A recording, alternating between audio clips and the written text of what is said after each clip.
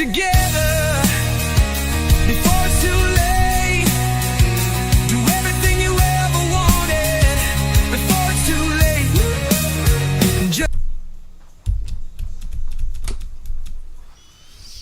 All right, my friends, I am back with you. I've got Brandon here with us for a few minutes. Brandon, how you doing, buddy? I'm doing great. Enjoying the nice spring-like weather we've been having. Well, summer-like now, but it was spring-like a couple of days ago. Right? Gotta love that, don't you? Not when it's in the 90s, no. Yeah. All right, let me get the chat up for you guys real quick, and then we'll talk about a couple things here real quick. Okay, so that's done. Okay, so obviously, we're still in the 600, as you can tell in the title. However, in the morning, we're going to actually, we're going to do our live stream, but we're going to, do you have your group in the morning, by the way? No. Okay, because I want to come on whenever I start the stream before I do any flying around. We're going to come on and we're going to talk about just the features with the 777. Look at the different switches, look at the panels, just to get a good understanding of everything going on. Now this is going to be in the morning, y'all. We're not doing. Me and Brandon talked about this earlier. With it already being, this time at night, it's already been a long day for, we've been busy today. I've been busy. I don't know about what he'd been doing, but we just decided it's going to be better we start it fresh in the morning, because for me to, do the, flying the 777, there's some stuff I got to do. Number one, I've got to reinstall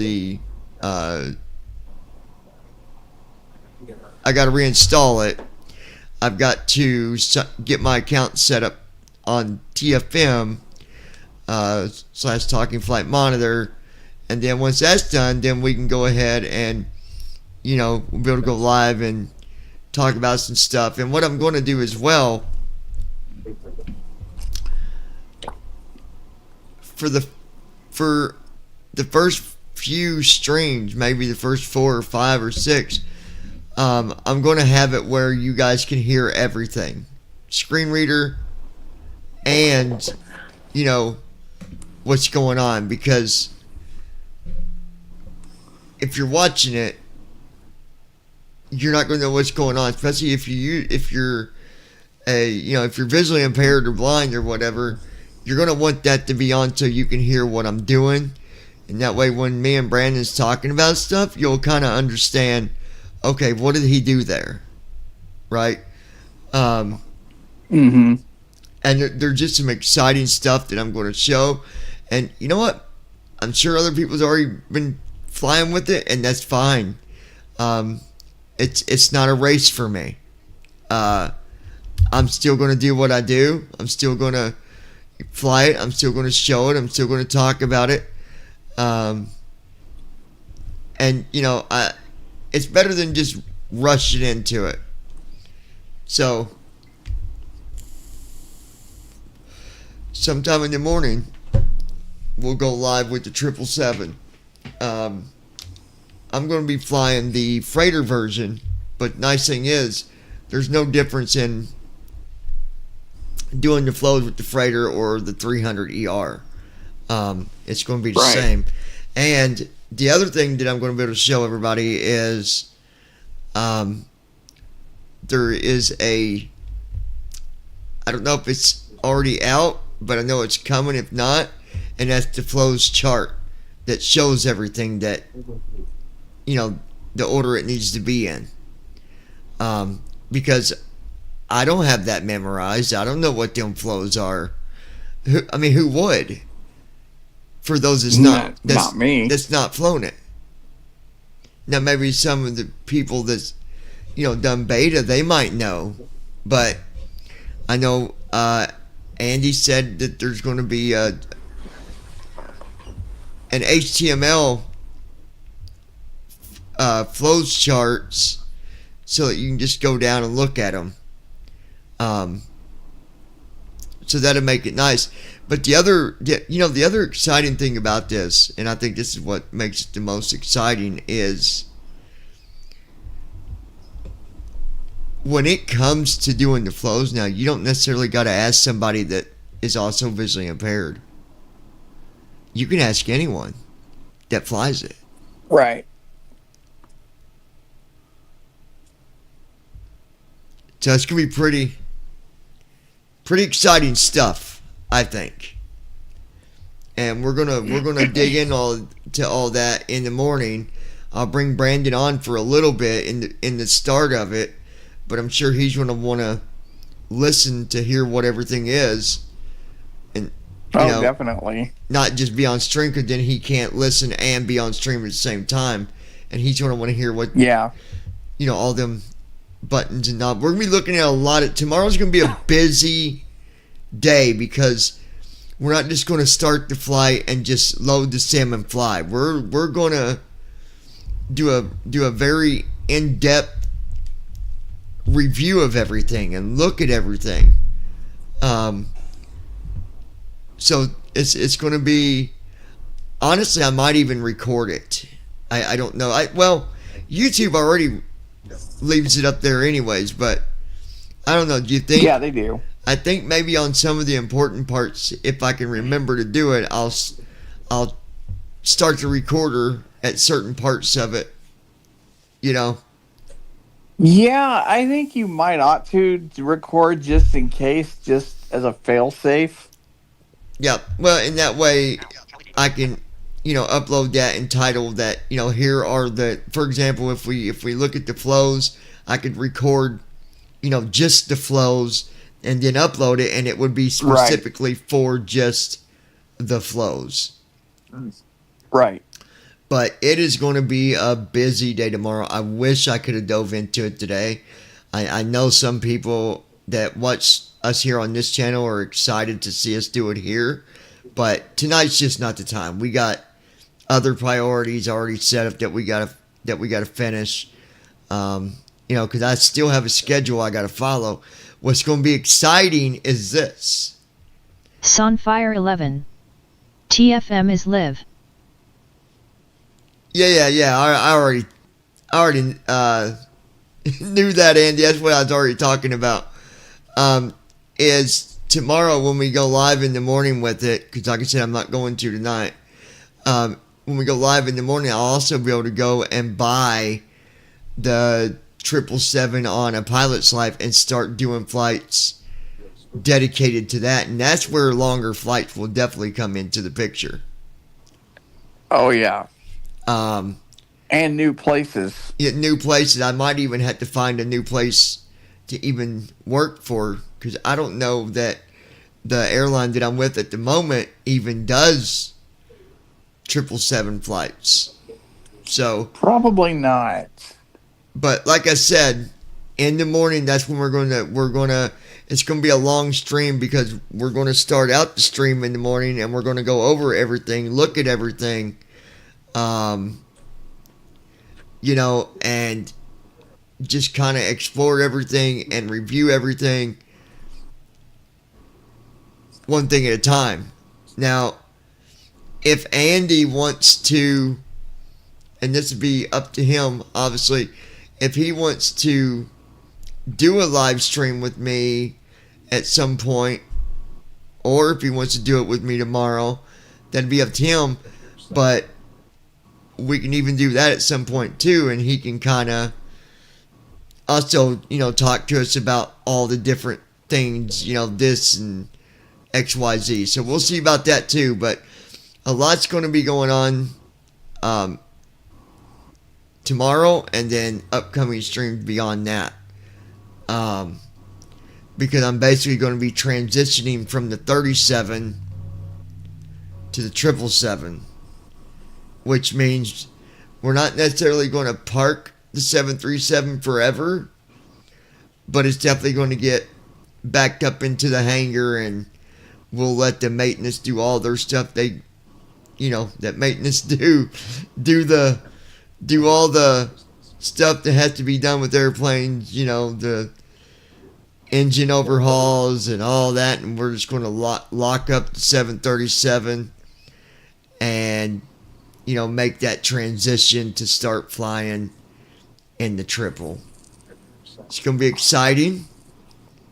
Probably at times a little stressful when you're trying to do stuff in the beginning, but we'll get it. We'll get it. So that's what's on the agenda tomorrow. Which I know Brandon, when he starts flying, he's going to love the fact of the 777 because he's all about that one. But I'm still not going to recommend that he starts out flying in the 777 because it's too much. It's too much. That's too much to take in to be your first plane that you learn with the PMDG airplanes. I think that you still want to fly the 600 and learn it, get used to it, and then that way when you do transition to the triple, you'll have a good understanding of how things work. Oh, yeah.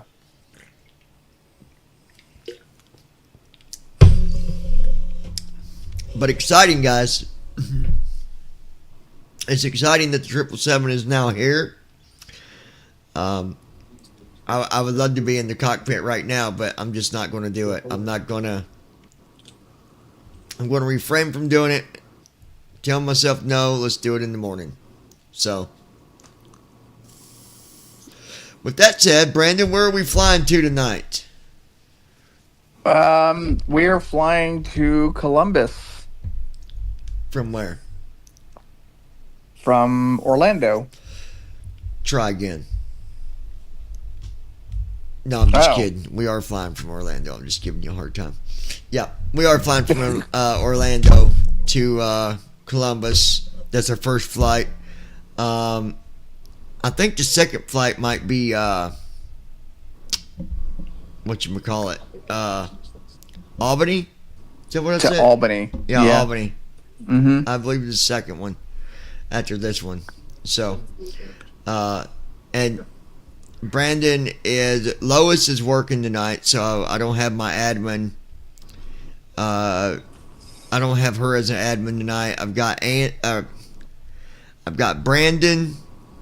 I don't know what happened to our other admin, Josh. I've not seen him for over a week. So I don't know what is going on with that guy. I have no idea. He usually tunes in and watches and says hi and all that, but I've not seen. Have you spoke to him at all? Yeah, briefly earlier. So you talked to him earlier today? Yeah, just briefly, not very long now. Rings. I'm here. Oh, there's Josh. I was wondering where you been. I ain't seen you for like at least a good week. I'm like, what happened to the guy? So, and then maybe tomorrow if Josh isn't busy and he wants to come on and join me on the live stream, looking at the 777 and, doing, just going through everything, let me know, Josh, and you can come on too. But tonight we're going to stick to the plane that, at the end of the day, I still love my 737. Period. I love my 737. I will be in heaven when that airplane gets done because this is my go-to airplane. Anybody that knows me knows my favorite. It shouldn't even be a thought process if someone said, "Hey, Brandon, what is John's favorite airplanes to fly?" If he can't answer that, then that guy don't know me at all. This is your favorite airplane to fly, the 600. Yeah, what? Yeah, the 600 is, yeah, but the 737s just in general, like down the board, yeah. And I'm not saying like I'm the best pilot or nothing, but I've gotten good at flying them too. Like I've been in a lot of different scenarios with them. So yeah. Guys, we were talking about something earlier. Me and Brandon we were trying to do a little research on it. And that maybe you might have an answer that we don't know, but we was wondering if you noticed PMDG only went back to the 600. They didn't do the 500 Or the 400. or the 400 or the 300. They didn't do the 727 200. And the only thing that we got was just the fact that these planes were more up to date than what them other ones was. I would love to see one though. Apparently you can download them, but I don't know where. Obviously it wouldn't be flyable because I'm sure that the CDU is nothing like these as far as the SDK or stuff like that, but I would be interested seeing one of those. And if I think about it, I feel like I have seen it in when we was on P3D. I feel like there was a free version of like the 400 or something. I think there was. Memory serves me correctly. Yeah, I can't remember which one, but yeah. So anyway, I'm gonna the chat. Obviously, you guys know that it's up. I gotta set the altitude here real quick. 40,000, and then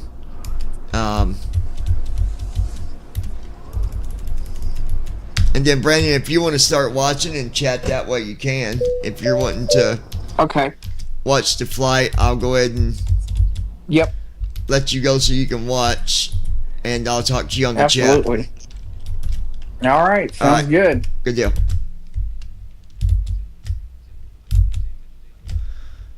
All right, let's new flight. That's pressed.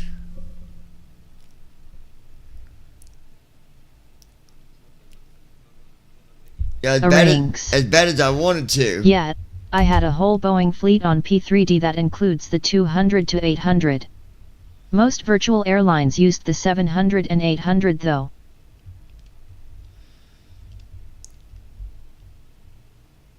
You talk about with P3D, Josh?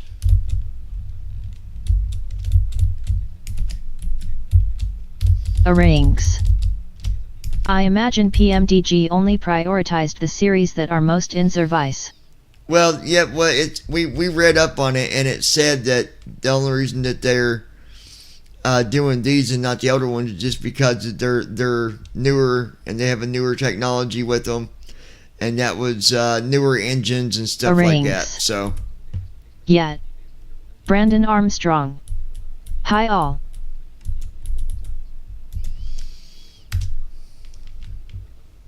All right, here we go.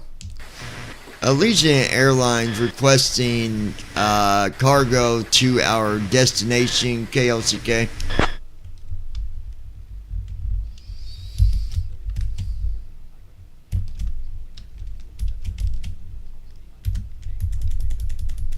Give me a minute. Let me see what we've got. I'll get back to you in a minute or two.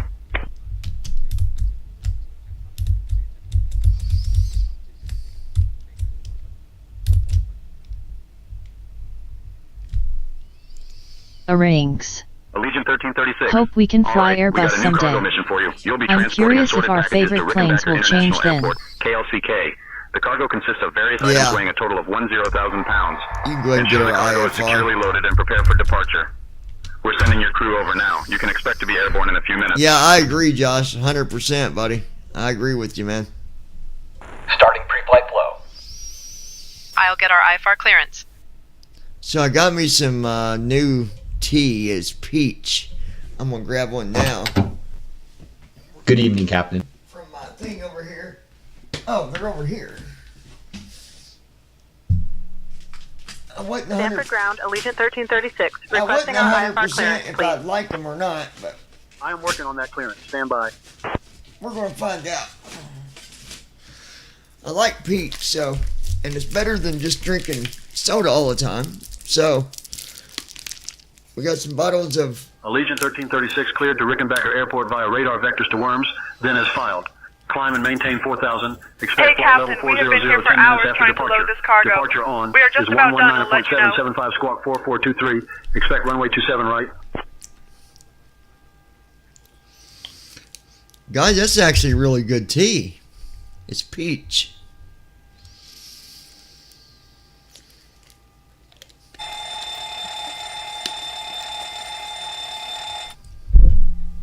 I like that.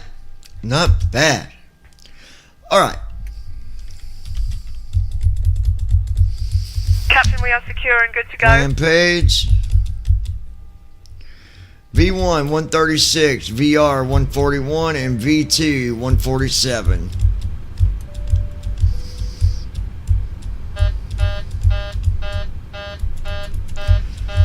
Flaps 10.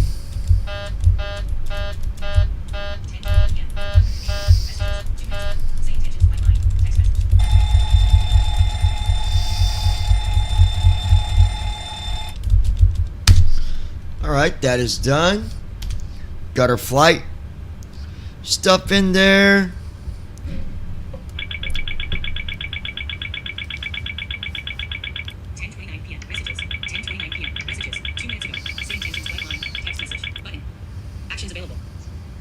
Arrangs. Do you have that 777 checklist? I can send it in the morning if you don't. No, I don't. Are you talking about for first officer or just a general flows checklist? If you could send it to me, that'd be great, Josh. That's when I'm gonna get everything set up, is in the morning. But yeah.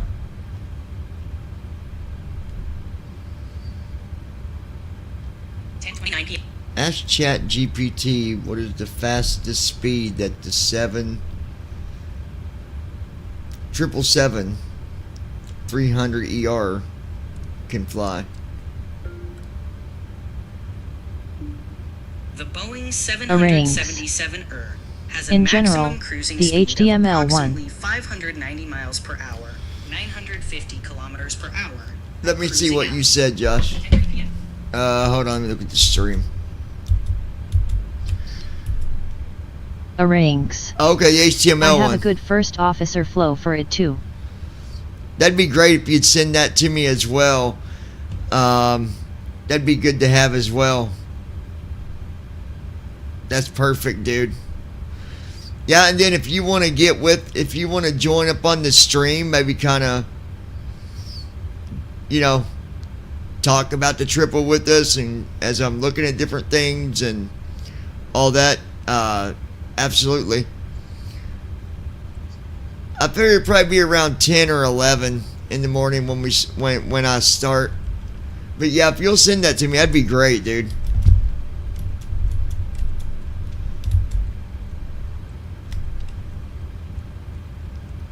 Alright, so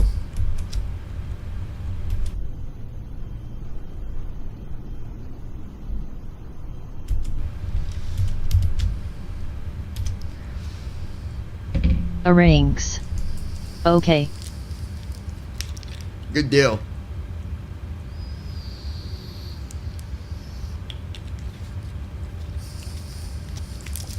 I didn't know how much I'd like his tea or not, but it's really good, and it's better than drinking pop Would all you the mind time. checking the SIDS and So- stars? Heading out for my checks. SIDS and stars. Alright.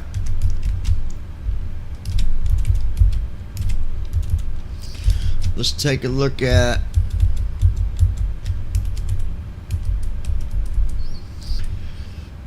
'27 right, direct worms. I knew that. I knew it.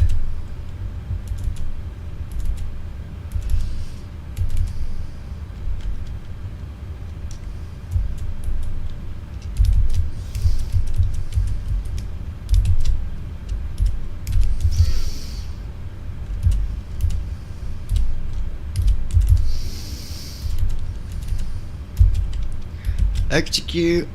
Alright, there's our departure. Now we'll work on our arrival. 5 right. Scroll to MCG. 5 right, scroll to MCG.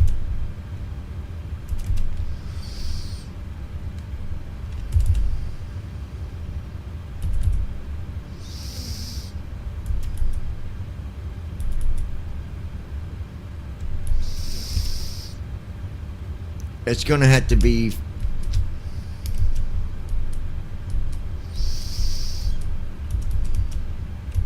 scroll to MCGNS.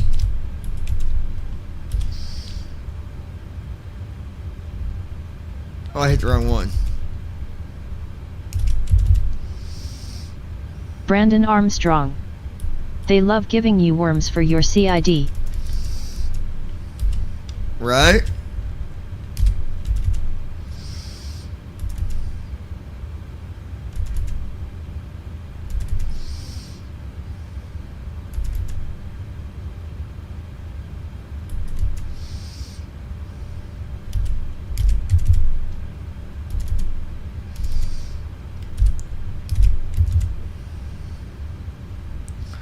Yep, we're going to go with, I remember now,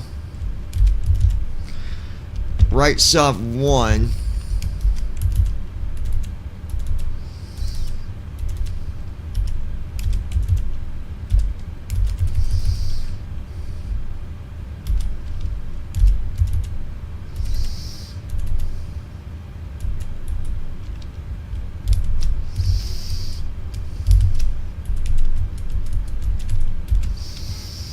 Execute. There we go.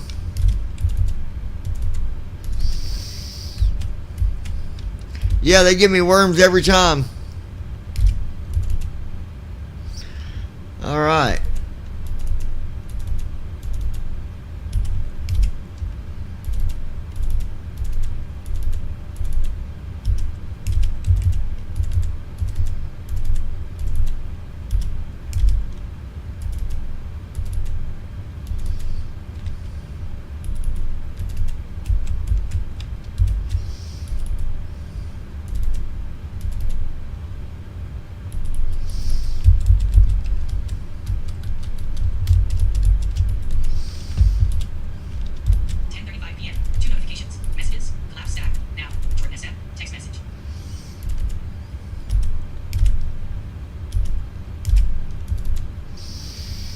Alright, there we go. That is done.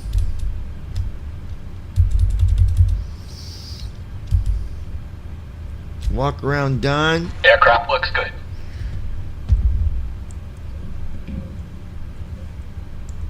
Come on in, baby, take your shoes off. Come on in, baby, take your shoes off. 1036 messages. Collapse stack. Now. Jordan Estep. Text message. Button. Messages. Now. Jordan Estep. Text message. Messages. 9 minutes ago. Say intentions. Flight on messages. Now. Messages. Face ID. Messages. Message. Apps. Messages. Jordan Estep. It's switched over now. 10:35. Today. 10:35. Return. Dictate. Are you on the new phone I gave you? Inserted. Are you on the new phone I gave you? Message. Text feed. Message. Text. Sent. Button. Send message. Sent. Dictate. Button. Messages. Your text message. Are you on the new phone I gave you? Jordan Estep. It's switched over. Today. 10:35. Your text message. Today. Jordan. Your text message. Read 10:36. Jordan Estep. Yeah. 10. Return. Dictate. I'm glad you like it, Jordan, period. I love you, son. Inserted. I'm glad you like it, Jordan. I love you, son. Message. Text field. Send. Button. Send message. Sent. Dictate. Button. Messages. Your text message. I'm glad you like it, Jordan. I love you, son. 10:36 p.m. Actions available.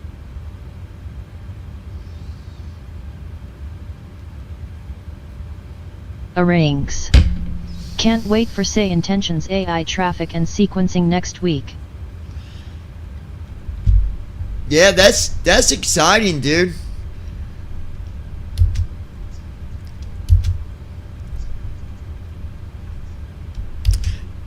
Josh, when I get up in the air, if you want to come up on the server, I'll let you know once I get up in the air. If you want to come up and chat for a few minutes about that, you can join me on the server. I'll meet you up there. I'm not up there yet, but let me get in the air and all that, and then 10:37 p.m. unless you're getting ready to go to bed or something, but Now. Jordan Estep. 2 text messages.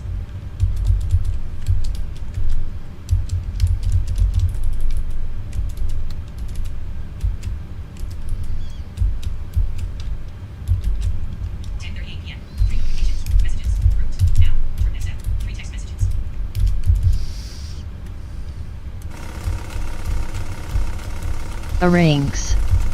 Okay, chat in a bit.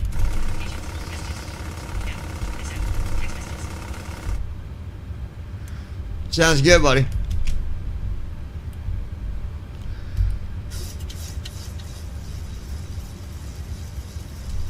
I don't know why First Officer is still not putting the speeds in here.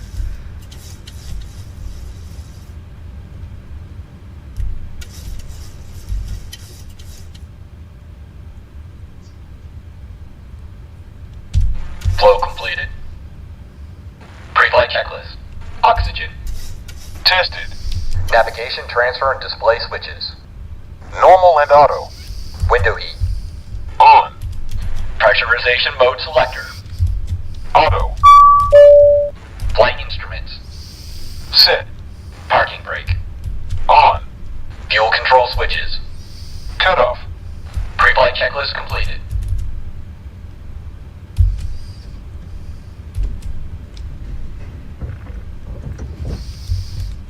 Arranges. Head's not putting in any speeds at all?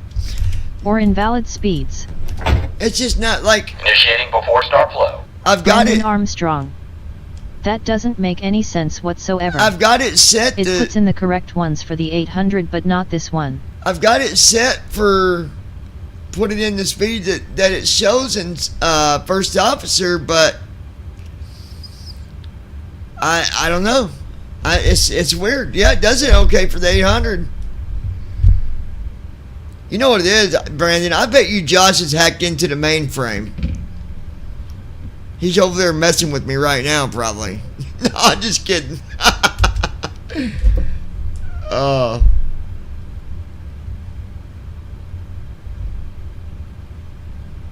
Come on in, baby, take.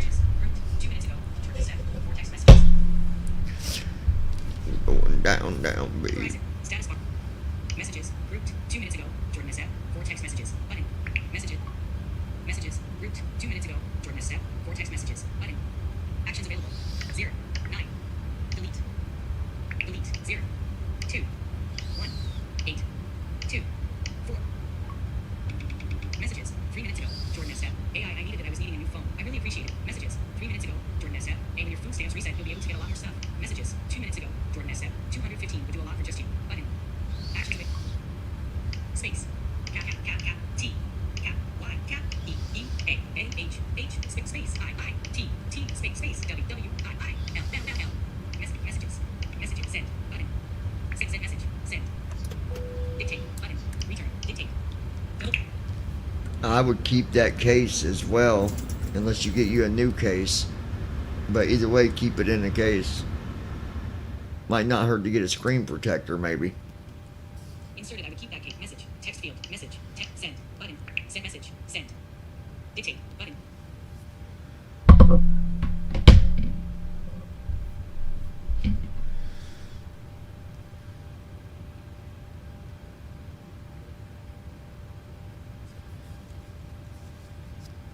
Flow completed. 10:41 p.m. Before start checklist. Swipe up to unlock. Flight deck door. Closed and locked. Double tap to open. Fuel 15070 pounds. Jordan SF. Text. Checked. Button. Passenger Space signs. Jordan SF is typing. On. Messages. MCP. Apps. Speed. Buddy is typing. 120. Heading 10:41 p.m. Buddy is 274. Verbal scroll. Altitude Page return. Dictate. 40000. I think I'm gonna get Set. like a military style B1 case for mine. 136. BR 141. B2 147. Checked. CDU pre-flight. Completed. Rudder and aileron trim. Free and 0. Anti-collision lights. On. Before start checklist completed. Your text message. Jordan SF. I will. Your text message. Red 10. Jordan SF. Vertical scroll bar. App. Messages. Jordan SF. How do you do it? Vertical scroll bar. 12 pages. 100. Adjustable. Swipe up. All right, now.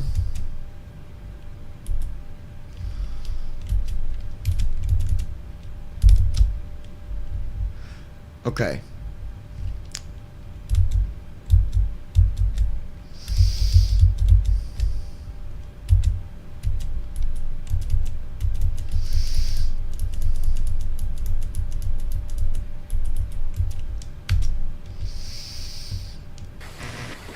Legion Airline requesting pushback with startup.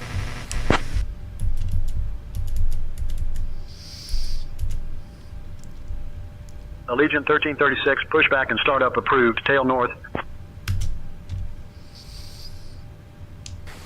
Legion Airline requesting tug.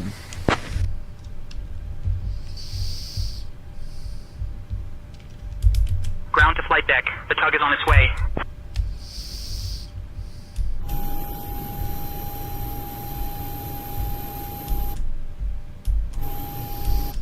That was a weird noise. It was like. "Rrrr."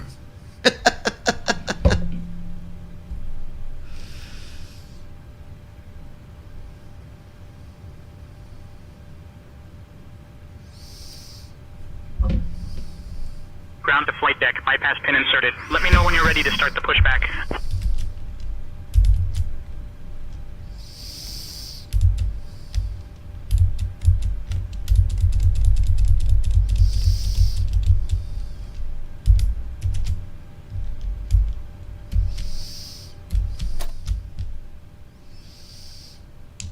Allegiant Airlines ready for pushback. Tail to the north. Parking brake released. I said that backwards, but I think you'll get it. Ground to flight deck. Alright, we'll begin the pushback. Tail to the north. Stand by.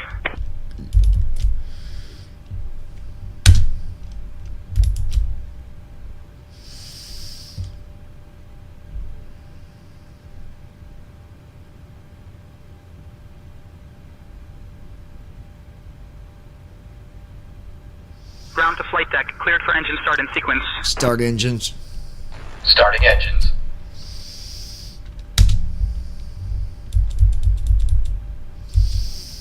Starting engine 2.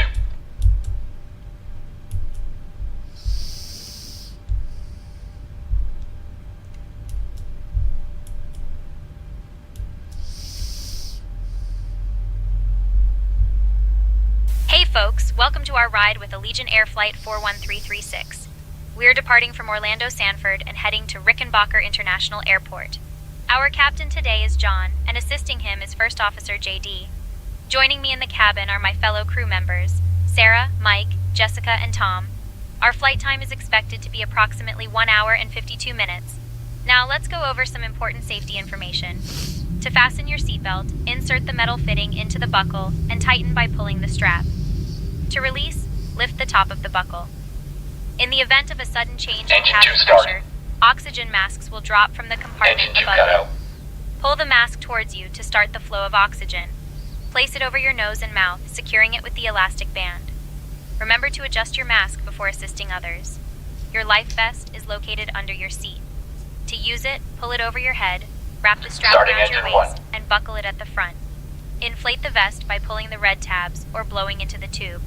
This aircraft, the Boeing 737-600, has 8 emergency exits, 2 at the front, 4 over the wings, and 2 at the rear.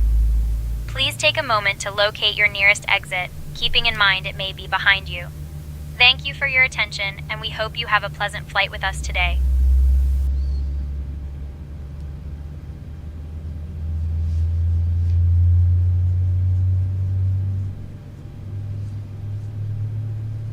Ground to flight deck. Pushback complete. Please ensure parking brakes are set. Standing by for confirmation of good engine start and report when ready for disconnect.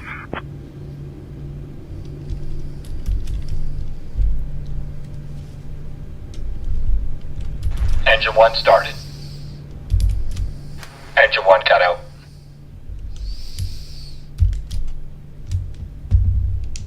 Parking brakes are set. Engines are good. Alright, we're disconnecting now. Stand by. All engines stable.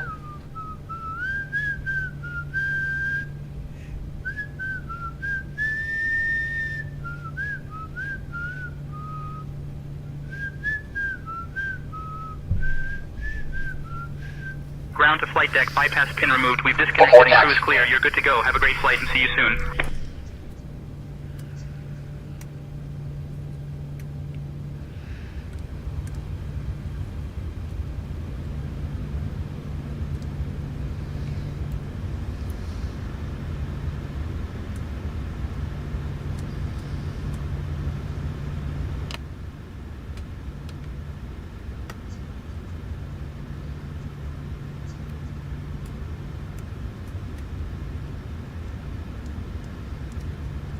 Clear on the right.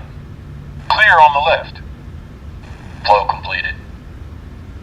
Before taxi checklist. Generators. On. Probe. Auto. Isolation valve. Auto. Engine start switches. Continuous. Recall. Checked. Auto brakes. Rejected takeoff. Flight control test. All right, here we go now. Gonna do a yoke to the left, Full left. back to center, Neutral. over to the right, Full right. back to center, Neutral. straight back, Full back. back to center, forward, Full forward. and Check. back. Brake test. Checked. All Before taxi checklist right. completed. Yeah. Hoorah! All right. Giving comms to you, dear. Wow, wow, wow. Thanks, John. I've got the comms now. Can you go ahead and get our taxi clearance, please?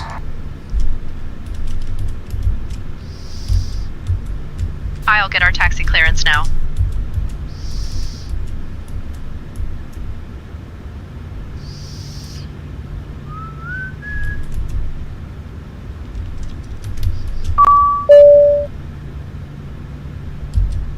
Allegiant 1336. We're ready to taxi with Juliet. Allegiant 1336, Sanford ground. Taxi to runway 27 right via Alpha 3, cross runway 9 left, then Bravo 3, Bravo cross runway 18, then B10. Runway 27 right, Alpha 3, cross 9 left, Bravo 3, Bravo, cross 18, then Bravo 10, Allegiant 1336.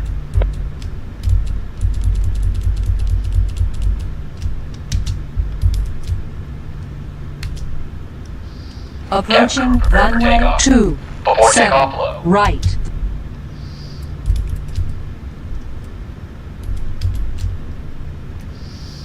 Allegiant 1336, contact tower on 120.3. All Switching to right. tower on 120.3, Allegiant Before takeoff 1336. checklist. Flaps. Set. Stabilization trim. Set. Transponder. Set. Cabin crew. Cabin crew prepare for takeoff. We're ready for Sanford takeoff. Tower, Notified. Allegiant 1336. Before takeoff, evening. checklist We're holding completed. short of 27 right and ready for departure. I'll let Tower know we're ready for takeoff.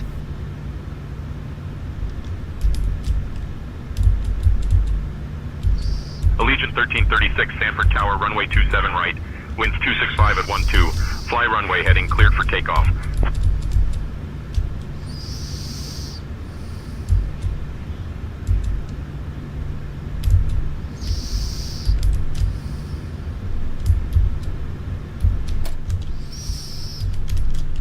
Runway 27 right, winds 265 at 12. Fly runway heading, cleared for takeoff. Allegiant 1336.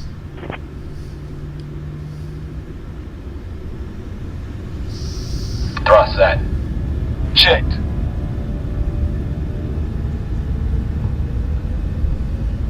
Speed alive. Checked.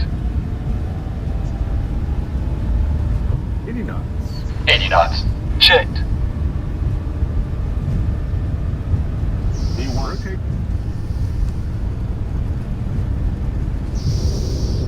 B1. Rotate. Positive rate. Gear up.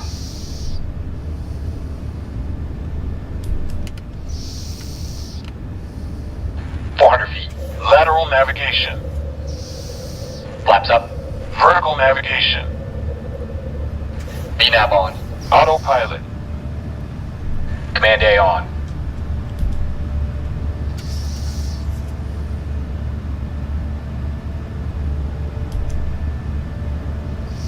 Acceleration altitude.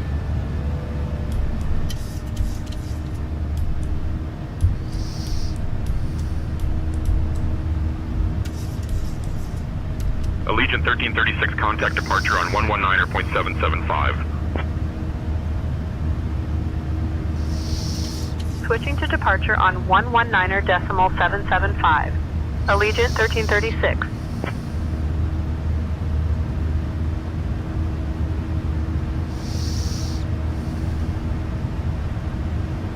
Orlando departure, Allegiant 1336, evening, climbing past 2500. Allegiant 1336, Orlando departure, radar contact, cleared direct worms, climb and maintain flight level 210. Cleared direct worms. Climb and maintain flight level 210. Allegiant 1336. Allegiant, can we get flight level 400 for our cruise altitude, please?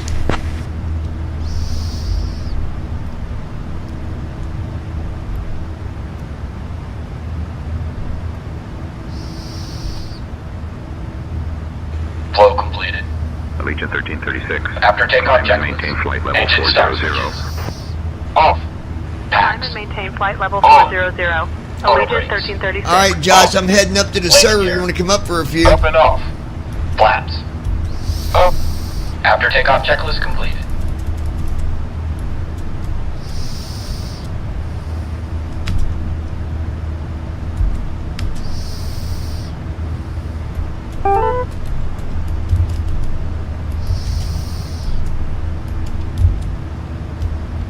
All right, I'm up on the server too, Josh. Give me 1 second, guys. I'll be right back with you. I got to grab something real quick. Arrangs. Yeah, I'll be up in a bit. Okay.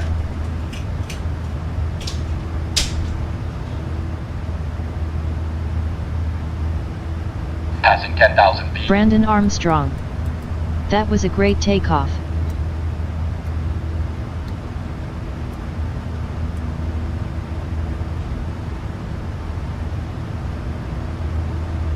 Dear guests, we have now reached a safe altitude and you are welcome to use your electronic devices. Additionally, our onboard Wi-Fi service is now available for your convenience. Sit back, relax, and enjoy the rest of our flight to Rickenbacker International Airport. Thank you.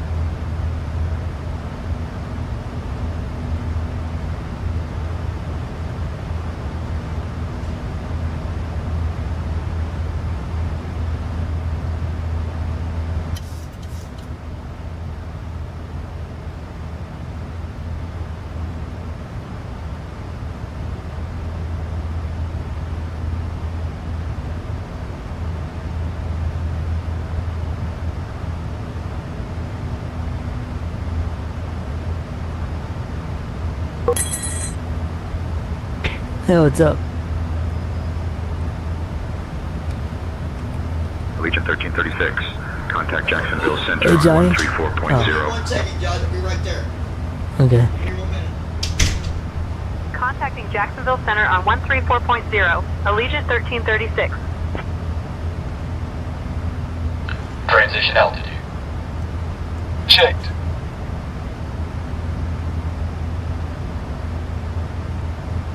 Jacksonville Center, Allegiant 1336, evening, climbing past 17,000 for flight level 400. Allegiant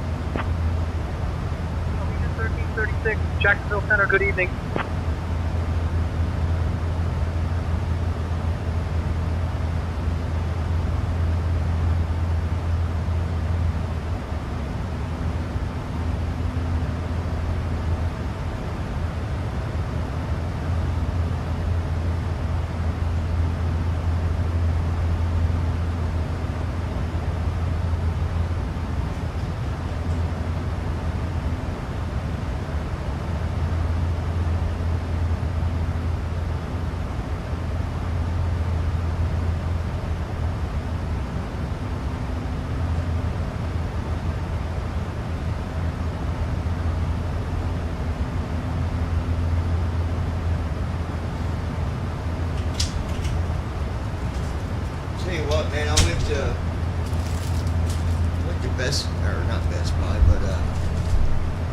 Sam's Club or whatever. That's get some really yeah. good deals at that place, man.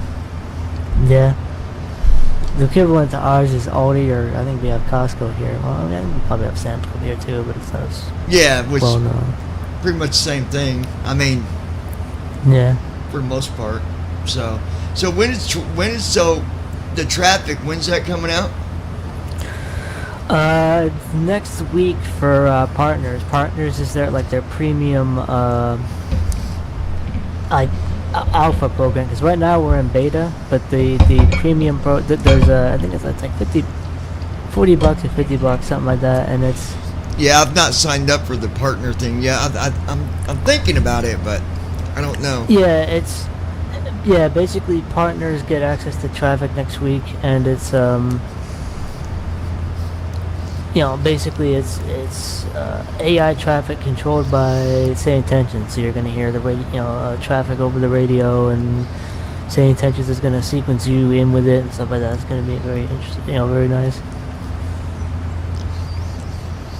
Yeah, I've not done the partnership yet because I don't know, man. Like, I know it's just a one-time charge, isn't it? Yeah, it is. Yeah, and even if for life, yep. Wonder what the other benefits are for being a partner. You get access to, like, there's a partner announcement channel and a partner change log. Like, you get early access to like alpha features. That's like the biggest thing. Plus, yeah. I mean, they got a like a partner lounge and priority.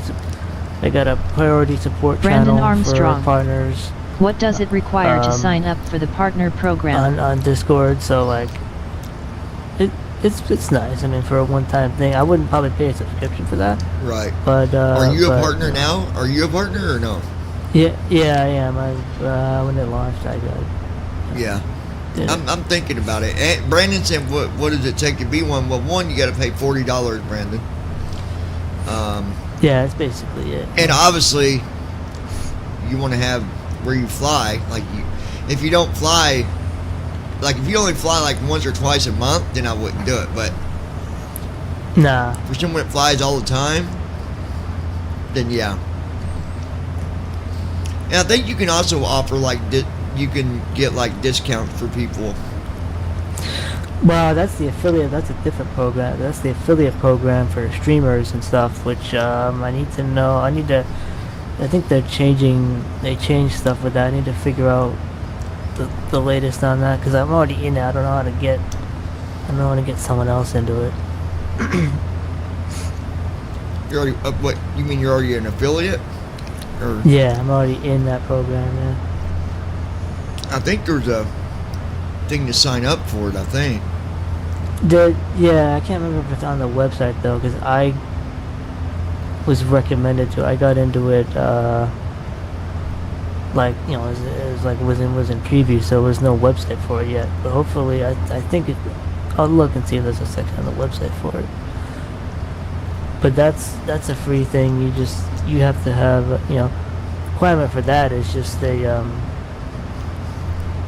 like a YouTube or Twitch. Well, you want to be channel, active, right? Like you want to have some kind of active. Yeah, you want to have an active stream. Like, yeah. You do. Like you stream, a lot. So.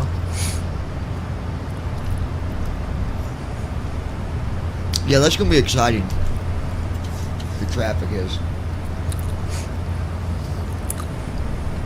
It'll be very interesting for sure.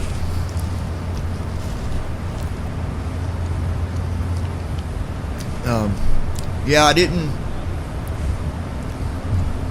I planned on going live today when the 777 and all that TFM went live, or not live, but came out, yeah. It was released at noon today. I'd already talked to someone. I was already ready, but other things came up. I've been busy all day, and I'm like, I'm not going to do it. Well, I mean, it's good tonight. thing you waited, because there was some licensing issues, and some people had payment issues. So now that's all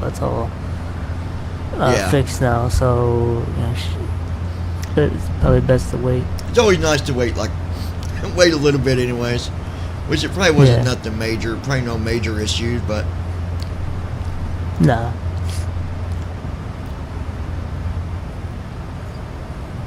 I know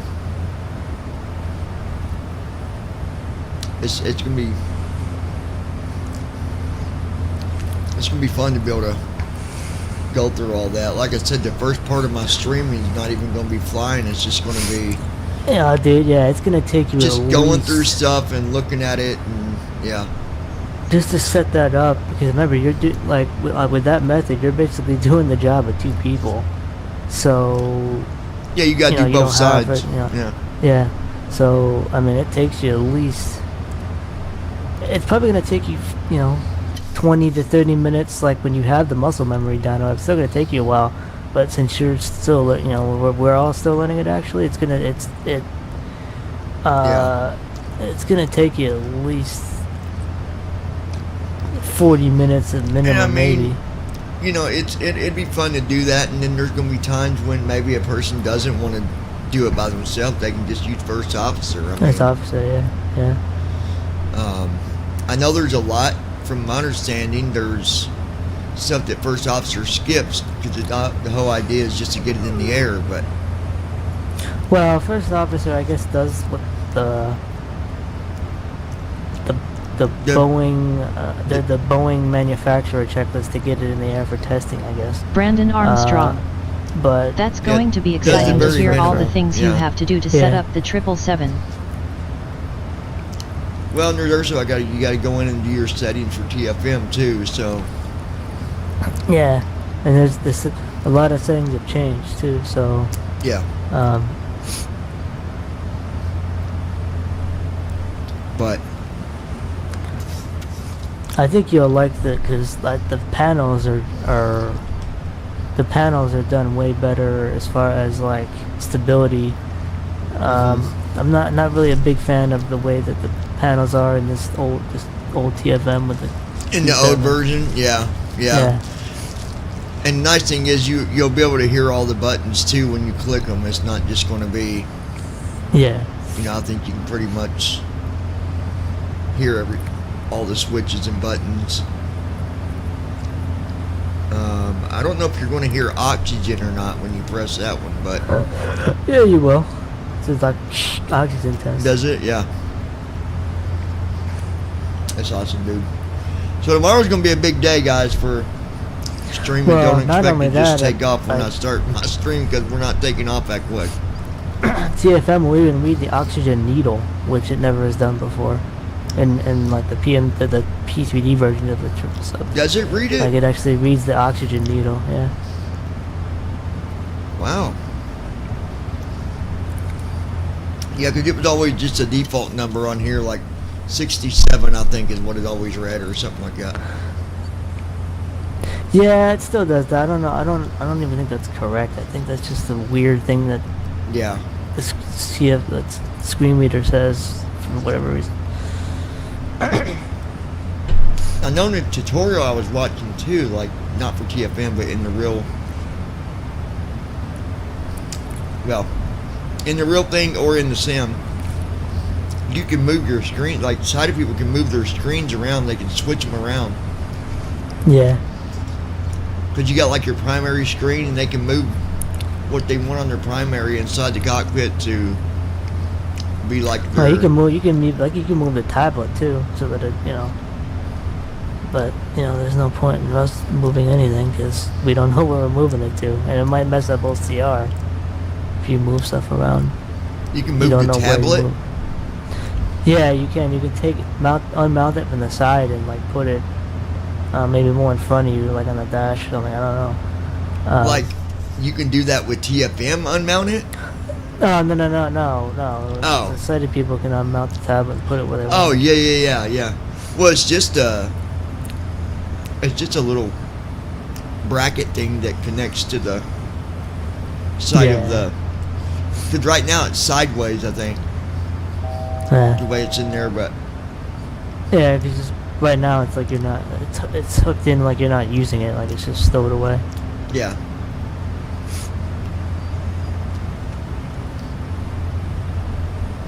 Exciting stuff, man.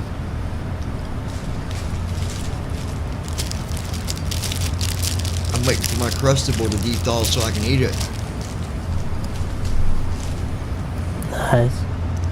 I love them things, dude. I can eat the crap out of them things. You know what I'm talking about, don't you? Them peanut butter and... You know, I don't know if I think I have had them in like a pinch. You know, like, I like peanut butter and jelly in general. The peanut butter, what is it, peanut butter? Yeah, it's just peanut butter and jelly, but it's basically instead of being a square piece of bread, it's rounded with no crust. Oh, yeah. But yeah. Pretty good stuff. So it's just, it's going to sound wrong the way I say it, but it's just the white bread. There's a pretty cool restaurant in California where, like, all they serve is all kinds of different variants of peanut butter and jelly. Like, peanut butter and jelly on all different types of bread. And wow. Fruit with toppings. Like, what's that? You know, I can't remember the name of it, but there is a restaurant, and I forget where it is. Brandon Armstrong. I like those sandwiches. Hold on. Okay. So, this restaurant is... Oh, my dad's my sister. Basically, it's all really, really bad food, like very greasy food. Oh, what was the name of it? That's like every fast food restaurant. No. You got to sign a waiver when you go there to eat. Oh, wow. Why? Because it's that, like, it could kill you or something? Yeah, there's a chance that it will kill you. Because this food's so unhealthy. Like, just very greasy, like, burgers that are freaking... The burger, dude, is like the size of your plate. Yeah. Like, I like to find the name of it and show you guys, like... And it's also Hey like folks, now that we've reached cruising altitude, I'll a be starting our streaming snack thing and drink too, service. but it's We have some legit, dude. I delightful thought somebody options was today, messing with me, and including I our looked it popular up, turkey and and cheddar sandwiches and a I'm refreshing like, fruit salad. if you know it's going to After kill the you, snack like, service, and you'll you have got the to sign a opportunity to waiver, browse through right? items from the Allegiant Air I think Shop. I'd just stick to the Sit other back, restaurant, just relax, I mean, not enjoy good the for There is you. a hot one. There is a Hot Wings place in New Jersey somewhere, in North Jersey somewhere, that you have to sign a waiver because their hot sauce is like... Oh, yeah. It's like... I can't remember what this freaking restaurant's called. It's literally called something like Hell, or I don't know. I'd ask my sister. She knows the name of it because There's there's also a restaurant, or like a bakery, where you can literally get a donut shaped, like it's literally in the shape of a dick and balls, and with like frosting on top. Oh my gosh. And glaze. Wow. Well, guys, if you ever want to know what that looks like, there you go. Go get your customized donut made for you. There you go. Wow, dude. That's off the chain. That is off the chain.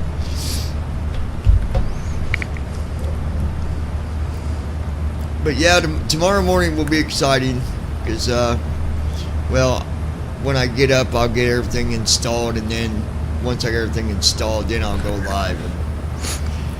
Yeah. But I've got to install the airplane. Then after I install the airplane, then I'll go and sign up for the Talking Flight Monitor stuff. Then I'll install it. You know if you're gonna get the monthly or annual? Brandon Armstrong. I did annual. I heard about a restaurant where the waitresses are dressed up as nurses when they serve you. That's the one, Brandon. They're dressed up like nurses when they serve you. Yes, that is the one. And they'll also spank you if you don't eat all your food. You got to let them spank you. What? Yes. I'm dead serious, dude. Oh, is that the one, the restaurant you were just talking about the bad, shitty food? Yeah, and you gotta let them spank you if you don't finish your food. Like, and they really want you to not finish your food because they really do want to spank you. Like, listen, Dude, I would hide that food in my pockets or something. Be like, nope, I ate it. It's all gone.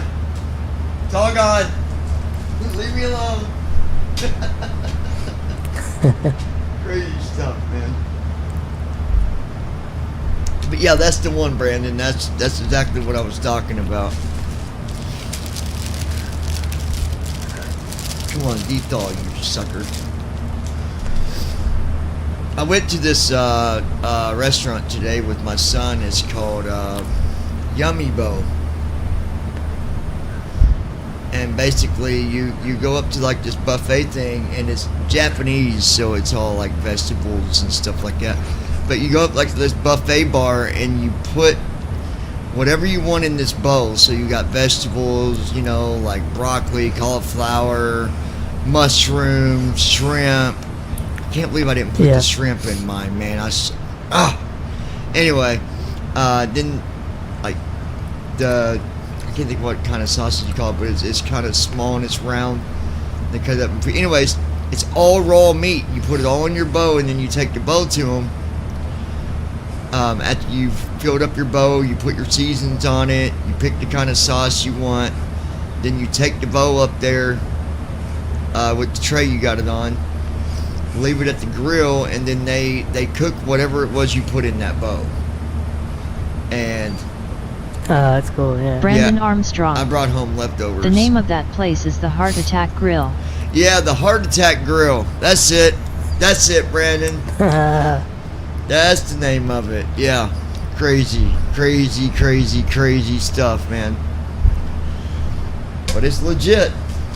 So. Allegiant 1336, contact Jacksonville Center on 127.575. There? Like, they yeah, oh yeah, people, yeah, you had to watch the video of it sometime, dude. There's all kinds of videos. People, yeah, absolutely.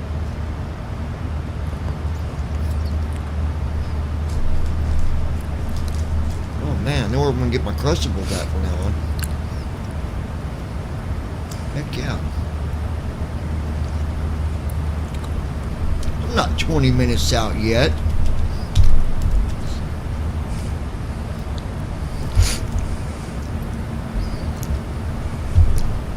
Can you let them know we still got about 51 minutes until we start descent?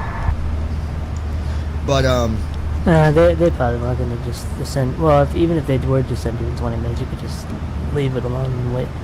Yeah, but they'll keep on repeating. I'll let them know about our descent timing. The other thing they're bad at, I need to download that other program that you was telling me about that Rob. Oh yeah, the Sim CPDLC that he just came out with. That's pretty sweet. Brandon Armstrong, especially for 777. It was featured on a show on flights, Food Network called Diners, Drive-Ins, and Dives. St. Intentions doesn't really over the ocean. They don't Just really to let you know, we have talk to you. approximately 51 they send, minutes before we begin our descent. Stuff over CPDLC. Wait, Allegiant 1336, copy that. Expect descent in approximately 51 minutes. Rob came out just a couple of days ago. He just came out with this program called Sim CPDLC, and it's a, you know how over the ocean they usually use like tablet now to communicate on ATC. Yeah. Like this kind of simulates that. St. Intentions has their own ACARS network. But he also made it work with VATSIM too. But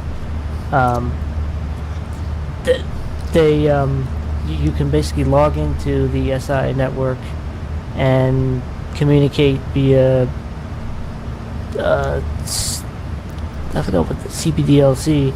I forgot exactly what it stands for, but it's basically a text-based communication. What is it to like get your altitudes and stuff while you're on your oceanic? Yeah, you can request altitude changes. You can request clearance in the oceanic airspace, and then they'll give it's basically like a flight following over the ocean is what it is. That's how they do it over the ocean now. They don't.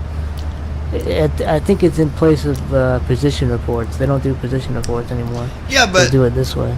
We were flying the other day, doing an oceanic, and yeah, you could still request a different altitude. There's still someone there to Yeah. If you don't have CBDLC, or you don't have like the means to do it, like they still support voice, but like the realistic, real way to do it now apparently is CBDLC. Mm-hmm.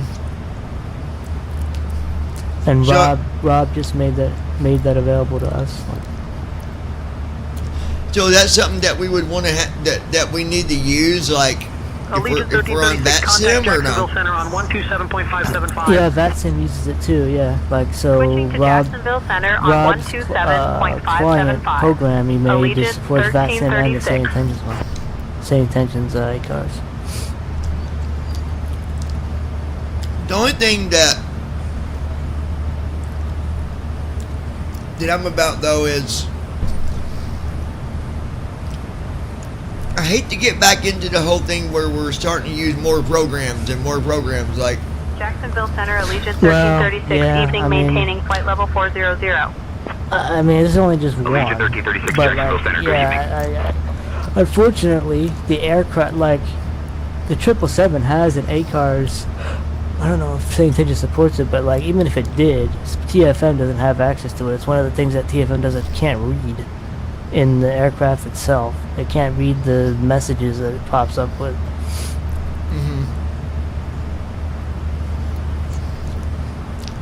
I didn't think that the 777 that the ACARS thing was something that they used in there anyways. Well, yeah, it's not like how it was in P3D. Like that whole thing is out of the FMC. I think it's in the tablet. It might be in the tablet. You set Oh, that it's up. so it's not like it was before where you would activate that and it would do stuff like where you had to go in there. Yeah, and- no, I got you. it's not. Yeah, you don't do that anymore. I think that's on the tablet now. If you want to set up ACARS. Yeah, yeah.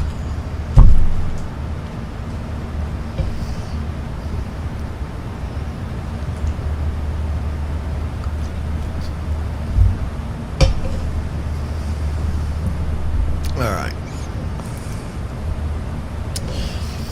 Let's see, guys. 48 minutes till descent, so we still got a little bit to go here. But, yeah, it's gonna be... It's gonna be, cool to check that out in the morning. Like I said, I didn't really get in a big hurry about it anyways, but No, you didn't really need to. Like, it's always going to be available now. yeah, exactly. And I wanted to, not get in a hurry, then I could see if people have had problems or, like, so. Do you think you're going to go with monthly, or you're gonna go annual? I'm not sure yet. I'm not sure. Yeah. You save $20 if you go annually, Annual, yeah. but I don't know. I might start out going just monthly, just start out with. I don't know. We'll see. Well, I mean, if the 777 is to be, it only took us 3 months to do the 777. So I wonder if by like June, July, if the 73s. Oh, dude, I absolutely cannot wait until that 737s are ready, dude. That's gonna be. I know. Me too. Because I missed the.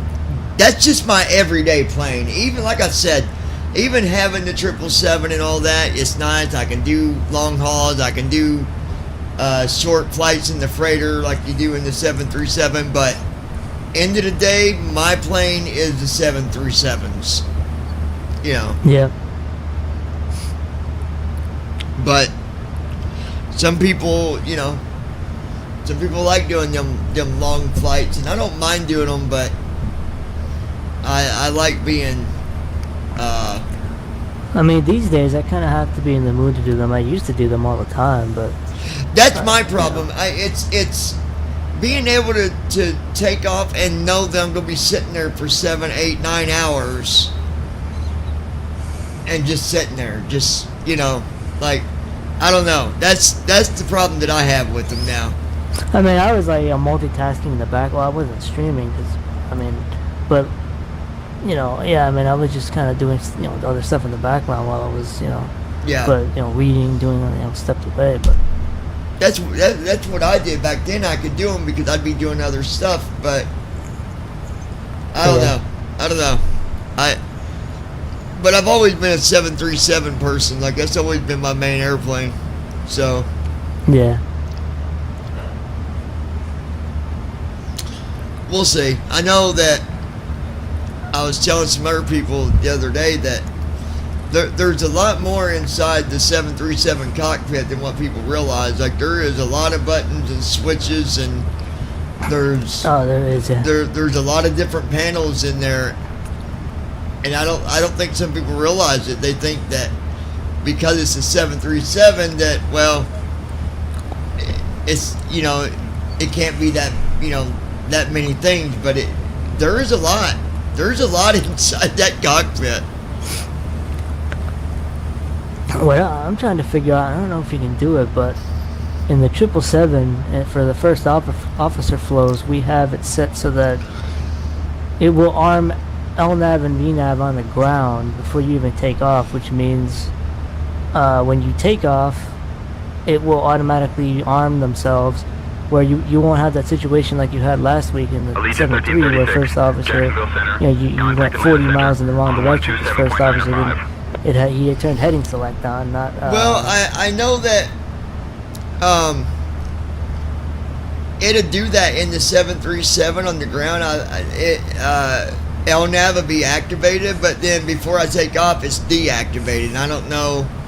For some reason, it don't keep it activated. I guess their logic goes if it's a 737, it's yeah, It seems they didn't realize the snack contained peanuts and consumed them. But then I think I'm currently assisting the passenger and have administered an antihistamine, but we may need to consider diverting if their condition doesn't improve. Yeah, that's what Please some advise on people the probably next think, that it's just a 737. It can't have that much, but I've watched a few videos showing the front of them 737s, and there's more than what people probably think there is, like breakers and stuff behind where the pilot sits. There's even a few panels back there with some switches and stuff. Like, there's more than what people might think. Evening, maintaining flight level 400. Allegiant 1336, Atlanta Center, good evening. But yeah, I don't know. 737's always been my go-to airplane, and I think it always will be. But yeah.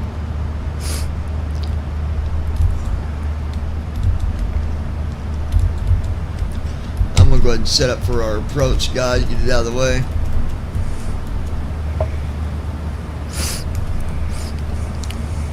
(110.55) 052. 110.55 052. 110.55. Yeah, that's another thing. The TFM. With this new TFM, when we get to 7.3, you'll actually know when these values change, like whether first officer changes it or whether you change it, because it'll read it automatically. It'll read it like the nav 1 and nav 2 values in the course. If first officer changes it, it'll read it.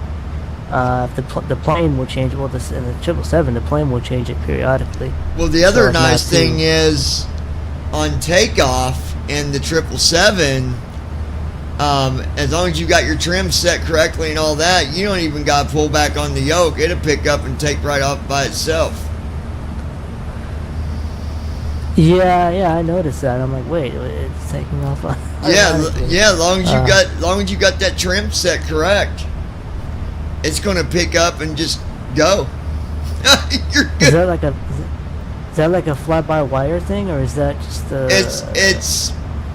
It's got to do with the trim. So as long as you got the trim set where it's supposed to be, because of the trim, it will, that nose will come up and lift up on its own.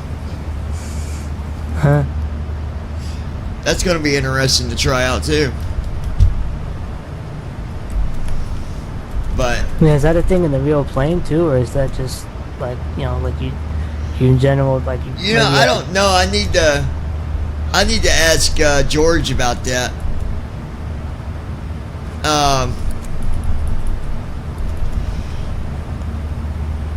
That'd be an interesting question to ask for sure. Oh crap. 3, 4, 40, 121. Okay, that's done. Forecast. Yeah, I'm gonna ask him about that. I mean, I doubt that he just lets it do it on its own in the real world, but no, it's probably gonna. But I bet it would. I'm gonna feel like it. Maybe that it might. I mean, I don't know, but it's hard to say. What I do like about the takeoff page though is that like you don't have to fuck around with entering your takeoff speeds. All you gotta do is, if you want different takeoff speeds, you just enter a different flap setting, and the takeoff speeds will modify according to the flaps.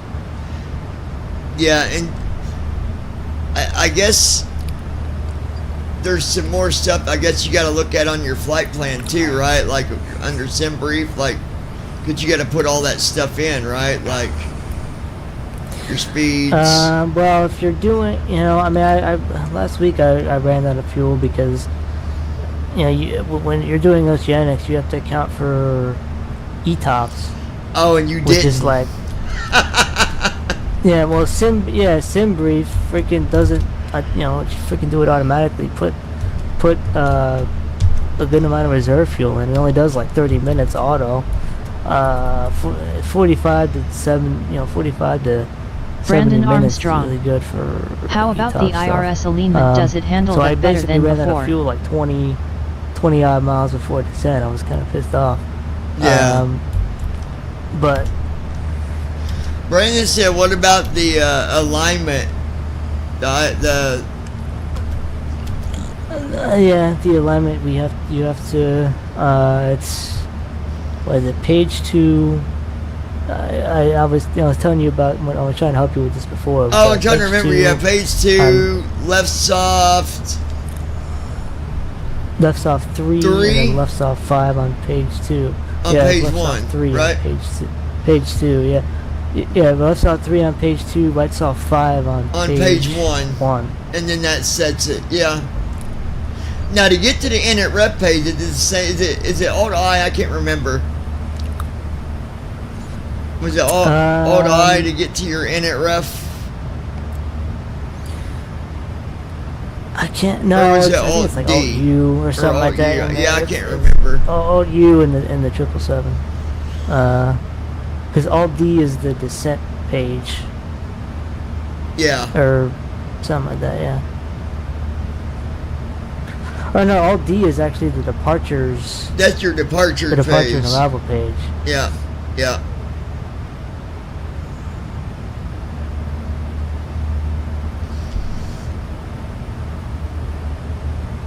Well, like I said, it's going to be cool to check all that out, and I mean, I don't know if I'll do my flows all by myself the first round. I might use first officer just to. Yeah, I mean, I would do that because you're gonna have to, you know, get the muscle memory for the FMC down again and stuff like that. Like I said, well, I try to help you, but this beta, well, this you know, this new version is better at, you know, it'll tell you like when to wait, because you can't just like, you know how you do with the triple. Well, that was it. See, and just can't. Yeah, and I think the other thing was too, like, you know, when you're waiting for it to load after you know, for like all the speeds and the headings on the leg page, like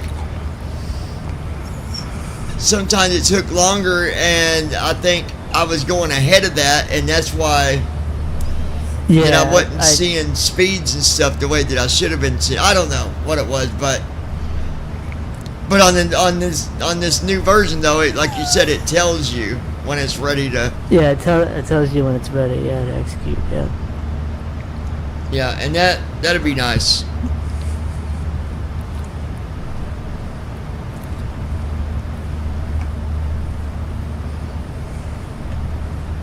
And I don't even think, like, I forget who I was talking to, but like with First Officer, because of what he doesn't do, you can't really, you don't gotta like rush to do something, because even if he comes back in from his walk around, it's not going to affect what he does compared to what you're doing. Yeah. I don't think. Although because of what we have to do, we did make the walk around time a lot longer. Because we have to do the FMC and all that stuff, all of it. Yeah. So. But I mean, even if you don't get it done in time when he comes back in, you're still trying to fix something. I don't think it will interfere with what you're doing compared to what he's doing. I don't think. No, because we don't have it. We don't have it inputting the performance data or any of that. So the only thing we have him doing is the MCP stuff, which you could do anyway if he messes it up. But that's just a convenience thing. Which one is that? MTP? What's that one? The MCP, that's your Oh. initial speed, altitude, and heading. Oh yeah, and yeah. altimeter. Yeah.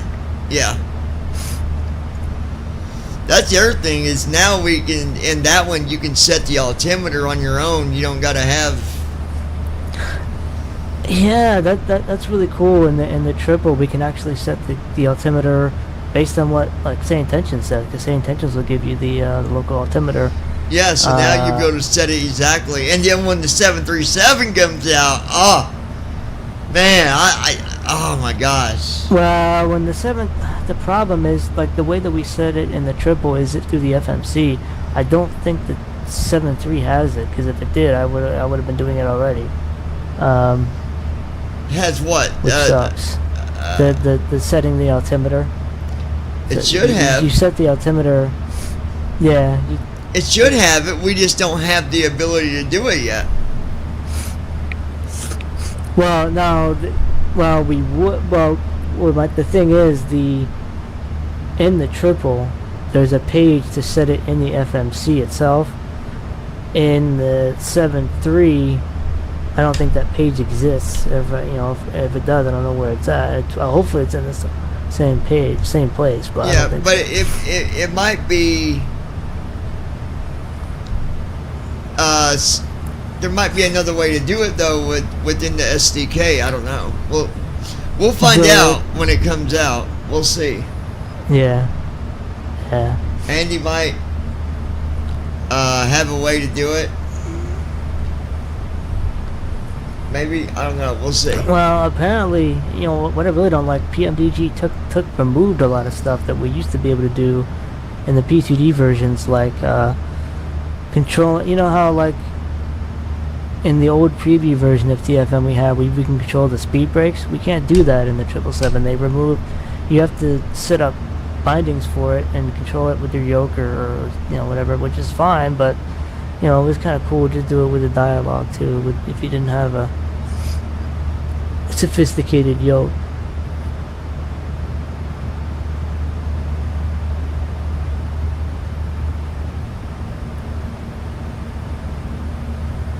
Yeah. Time will tell on what will be what, but I'll tell you, it's gonna be exciting when that one comes out, and hopefully that one will come out, in 3 or 4 months, like Triple did. It'd be nice, anyways. Yeah, because like this version is like the most stable, like, TFM that we've ever had. Like, oh yeah, for sure. I've never it only crashed on me once the whole preview, like So it's today, or you mean like during?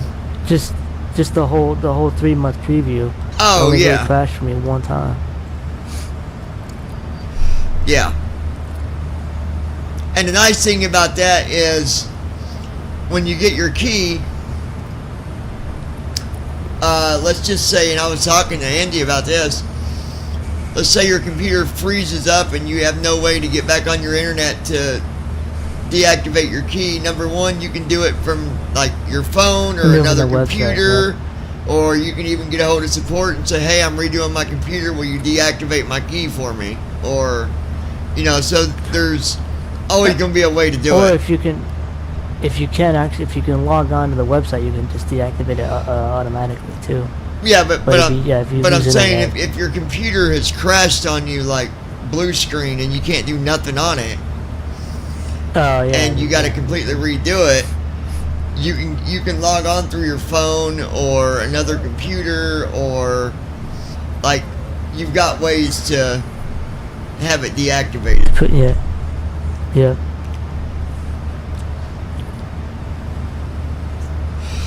Which that'll make it nice. I mean, all right, let me see what. Let me see here. 792. So let's set our altitude here at.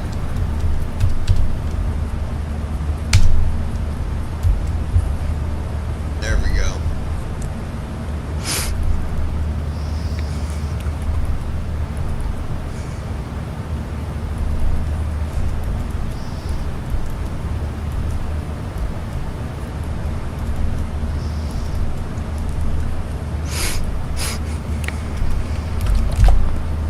Okay, yeah, we'll be.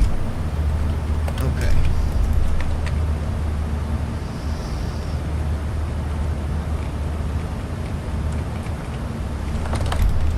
Alright, guys, we are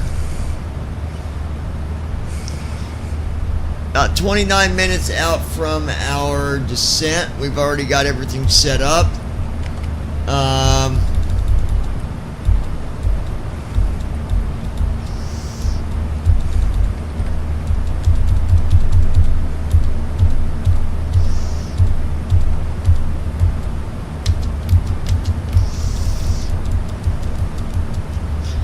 Doing our descent flow now.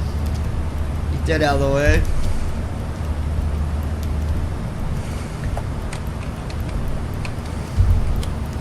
The other nice thing about the 777 is doing descent with that thing is.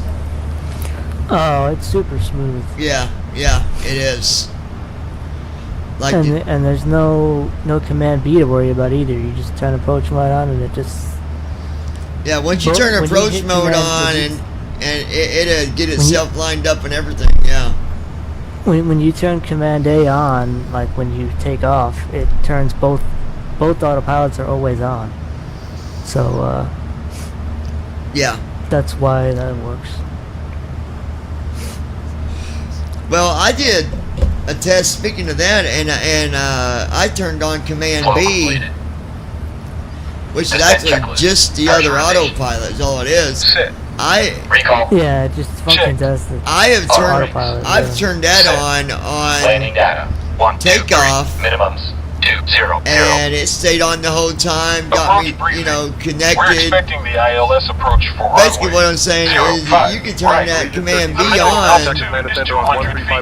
I can turn it on right now and it wouldn't. We can expect to park at gate.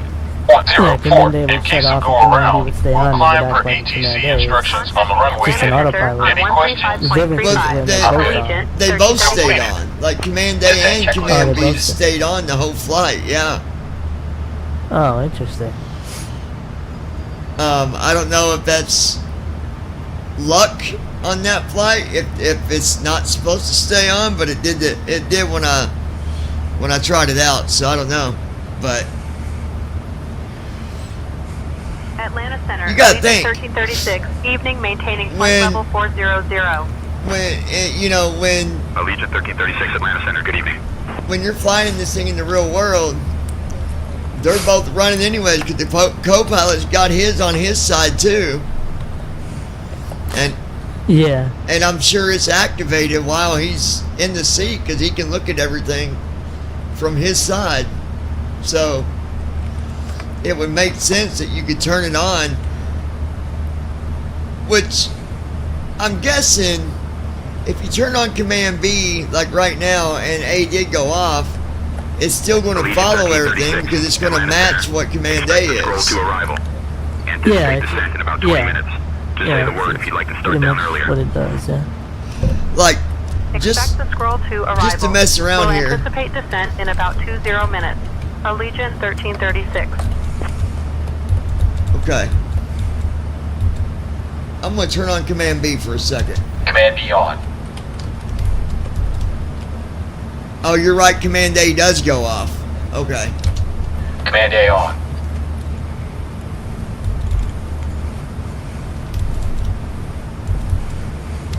Command B on.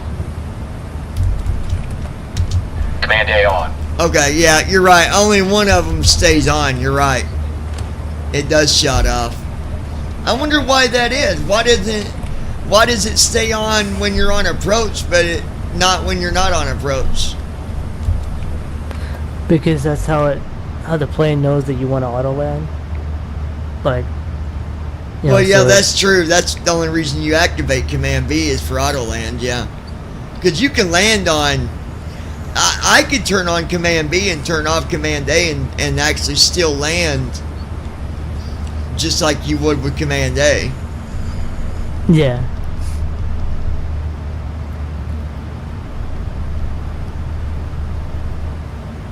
I wonder though in the triple, because both Command A and B are always on, I wonder if LNAVs or RNAVs would be easier. Like I wonder if it handles RNAVs differently. Oh, when they're both on? Yeah. I mean, you would think so, because when they're both on, they're working together. Kind of like they're basically mimicking each other.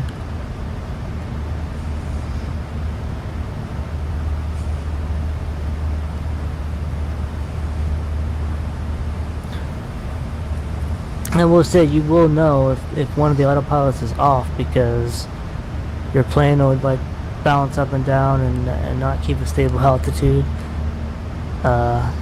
Hit that autopilot and just... And it'll tell you too, won't it? Well, yeah, but TFM won't read the status. It'll be like it'll... Oh, yeah, It'll have like an alarm, yeah. Yeah. That loud alarm, yeah. Yeah.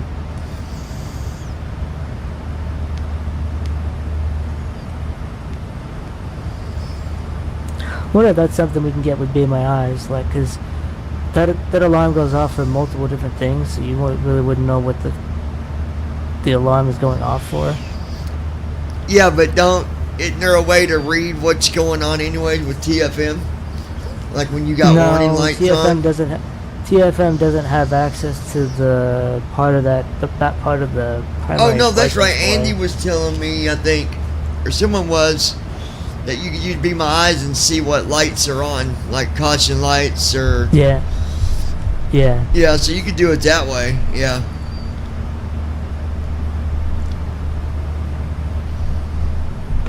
That's pretty awesome.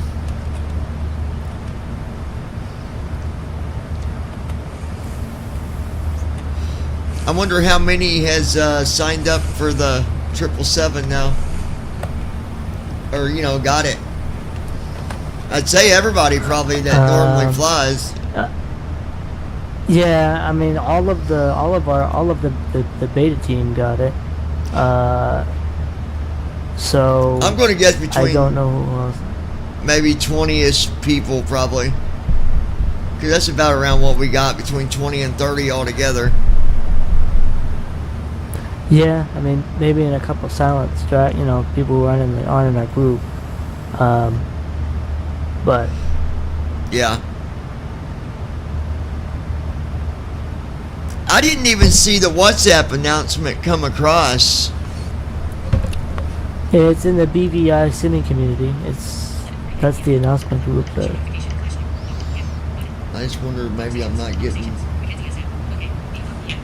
open WhatsApp. Oh, I like that chime. I can't wait till I can get one of those phones.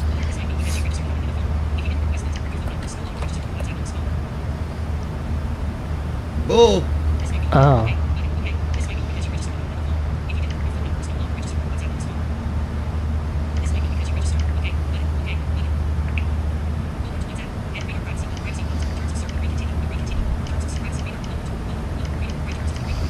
You gotta be kidding me. Oh, you gotta re-register it. Oh, I gotta put my number in again, I bet. Okay.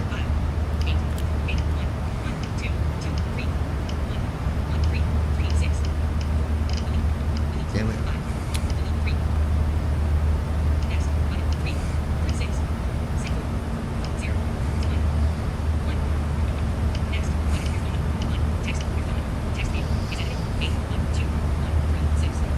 No, I'm doing it wrong.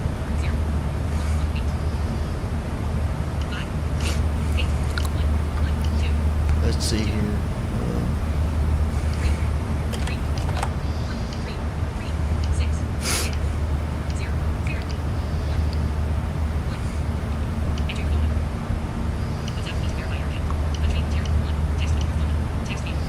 Right now, shit. Yeah.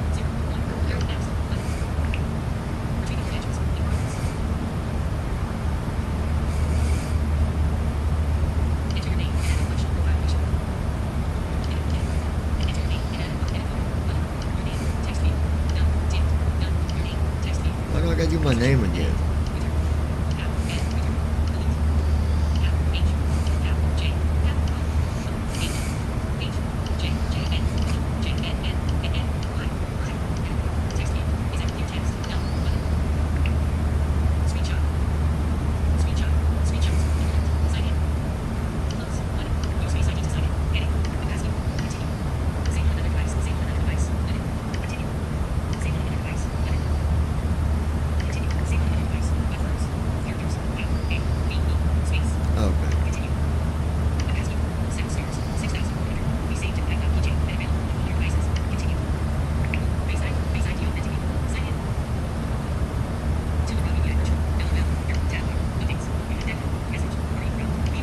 Oh, here we go.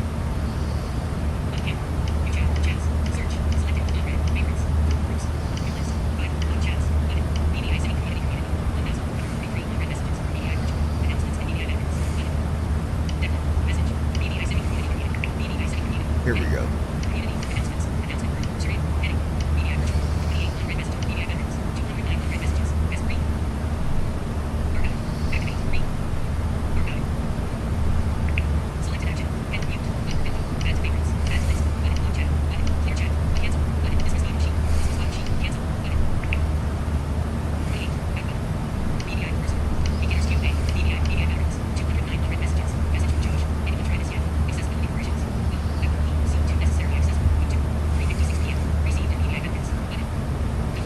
Accessible regressions.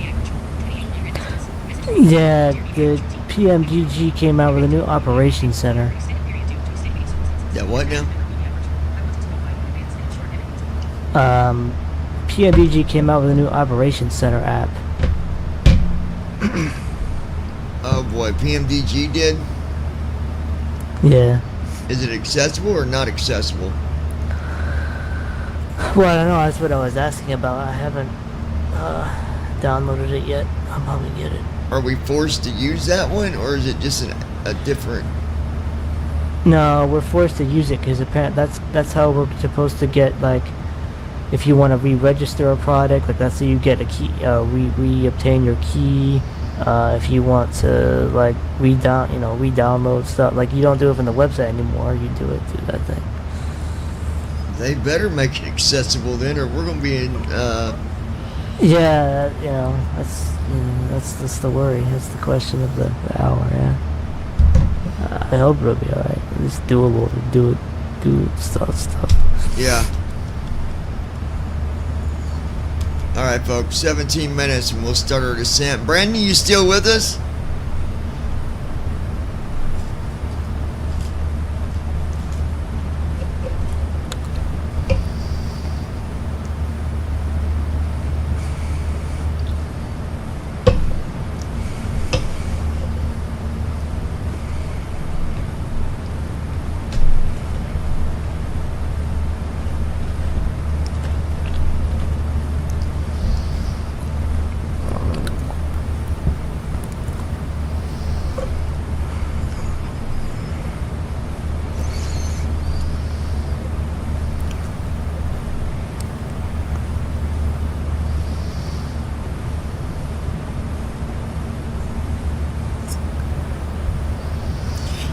You don't have the newest. What iPhone you got, Josh? Brandon Armstrong. iPhone Yes, 13 I am here. I iPhone am 13. resting though because I just felt dizzy for no reason and got a headache. And I'll Felt probably dizzy and resting because now you got a headache. That ain't no good. Yeah, I got this one yesterday, and I ended up getting the 16 Pro. Oh, nice. I love that Chat GPT thing though, dude. That's very, very handy. It is nice, yeah. And then there's the whole thing where you can have it rewrite stuff for you. That's pretty. Oh, yeah. That's pretty sweet. Can you do that in messages too? Yeah, like. I'll show you something. What's this?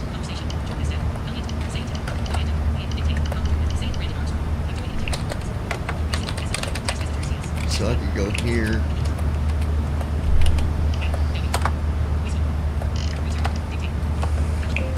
Well, hopefully you start to feel a little bit better, comma. Not sure what would make you sick like that, period. But you just make sure you rest and get better, Mr. Armstrong. Now watch. So I can go to the edit field there. Go to edit. Writing tools. Huh. Oh, okay. Proofread. Rewrite. Friendly. Professional. Let's do friendly. Oh, cool. Okay, yeah, that, Now watch. See it changing a little bit. yeah.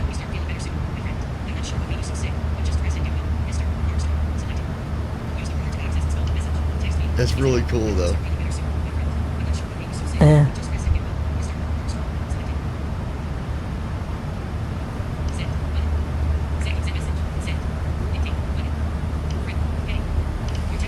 But yeah. And you guys you can tell it like,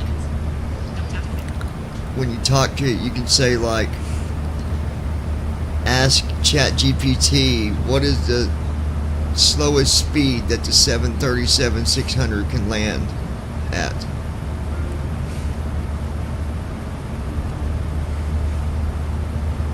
The Boeing 737-600 typically lands at an approach speed of approximately 130 knots indicated airspeed, (KIAS). This speed can vary based on factors like aircraft weight, flap settings, and environmental conditions. For instance, with flaps set to 30 degrees, the approach speed is around 130 (KIAS), while with flaps set to 40 degrees, it is about 125 (KIAS). That was from ChatGPT. Check important info for mistakes. See, and I love that feature, dude. Yeah, but 125 is about right for like flaps 40 too. And then the 16 Pro has a camera button on the right side underneath the lock screen button. Oh, okay, yeah. It's got a camera button that you can hit.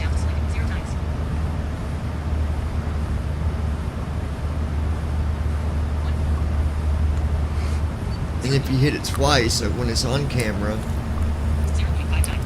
like right now it's on camera, if I hit it again, it'll take the picture. That's cool.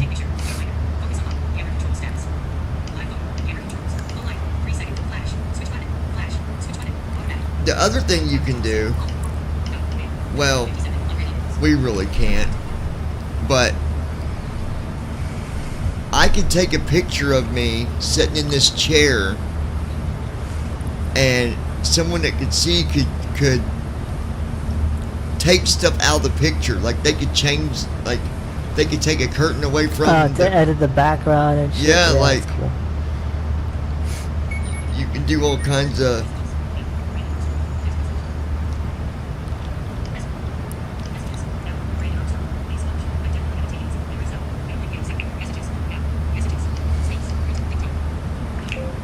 think maybe your old age is catching up with you, comma. You might need to talk to someone, maybe possibly about getting admitted to the nursing home.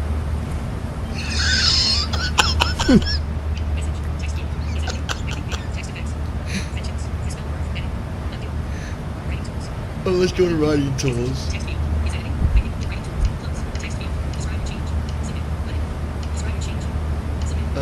Let's see.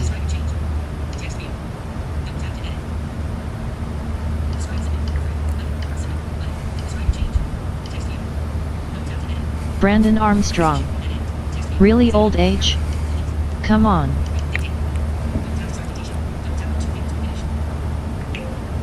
Have ChatGPT write this in a very polite way, but suggesting to get some nurse care.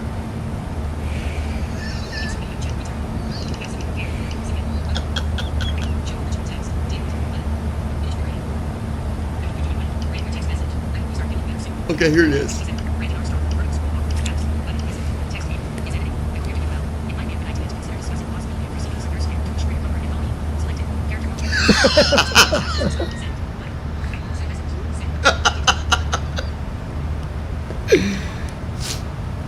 Oh, but they got a promotion going right now, dude. Like, I don't know if you use Verizon or not, but if you did, you can get the newest phone for like $5 a month until you get it paid off. Oh, really? Okay. And they take off like $850.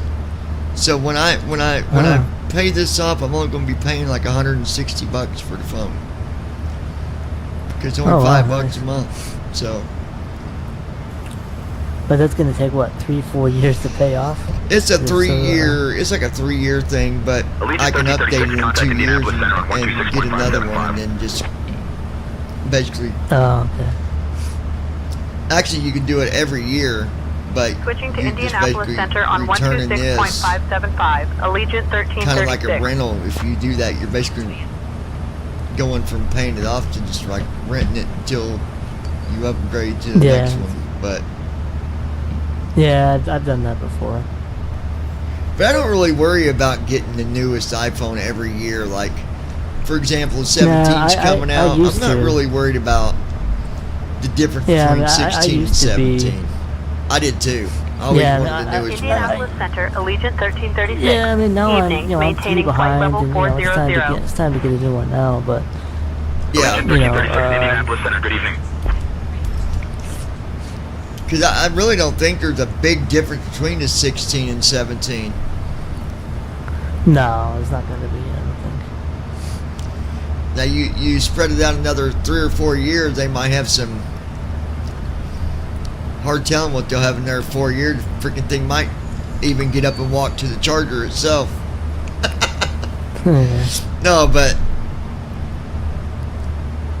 because I know, like, the 15 and the 16, for example, they're pretty much. I was looking at my son's old lady's phone, and she's got the 15 Pro, and the 15 Pro looks.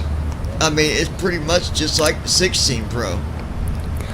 Yeah, I mean the 16 is the latest phone, and it's, you know, like, it's fine for me. I don't care about, like, because the 17's gonna come out in September. Yeah. So it's like, you know, I don't really care. Yeah, yeah, that's me. I could have waited. Although what got the 17, I do but like I'm the like, fact nah. that the 16, I can get the 16 with all the same features you have. On the 15, I'd have to get the Pro, one of the Pro phones to get them features. Yeah. Like, Apple Intelligence and stuff. Yeah. That's what I say. So, if, I mean, the 16's. I would just, if I was you, I'd just get the 16 Pro, because then you're getting both the best, you know, both of the best of both sides of it. Did you get the Pro Max or just the Pro? No, I just got the Pro. The only difference between the Max and the Pro, honestly, and it's not even something you would notice, is a camera. That's it. It takes a little bit. Camera and, well, a battery too, because it's a bigger phone. Well, yeah, battery too, but bigger phone, bigger battery. That's the other reason I didn't get the Max, because I don't like them that Brandon big. Armstrong. I like to be able to put the phone in my I thought pocket. that was dumb of Apple to do that with the 15. And actually, if you look if you look at, like, for example, the 15 Pro and the 15 Pro Max, the Pro, they say, actually has a better camera than the Pro Max. If you look at the actual specs, which is interesting. Oh, okay. You don't notice it. Like I was talking to Brandon about it, you don't notice it, but if you actually look at the specs on it, it's nothing noticeable though. Like even with the 16, the Pro and the Pro Max, the biggest difference is just size, really. But me, I don't like a big bulky phone because it's already going to be big enough with the case. Because I'm gonna order a new case for mine, and that'll make it big enough. Allegiant 1336. Yeah. I gotta talk to Casey and see what that one case is that he has on his, because he's got a 16 Pro Max, but I can get the same case for the Pro. I'm gonna ask him what he's got. I think he's one of those people that, you know, that gets the phone every year. It's like, yeah, he likes staying with it. He's a techie person. Yeah. Because we were talking one day and he was telling me that we were talking on text, and he's all about the technology and all that stuff. Yeah.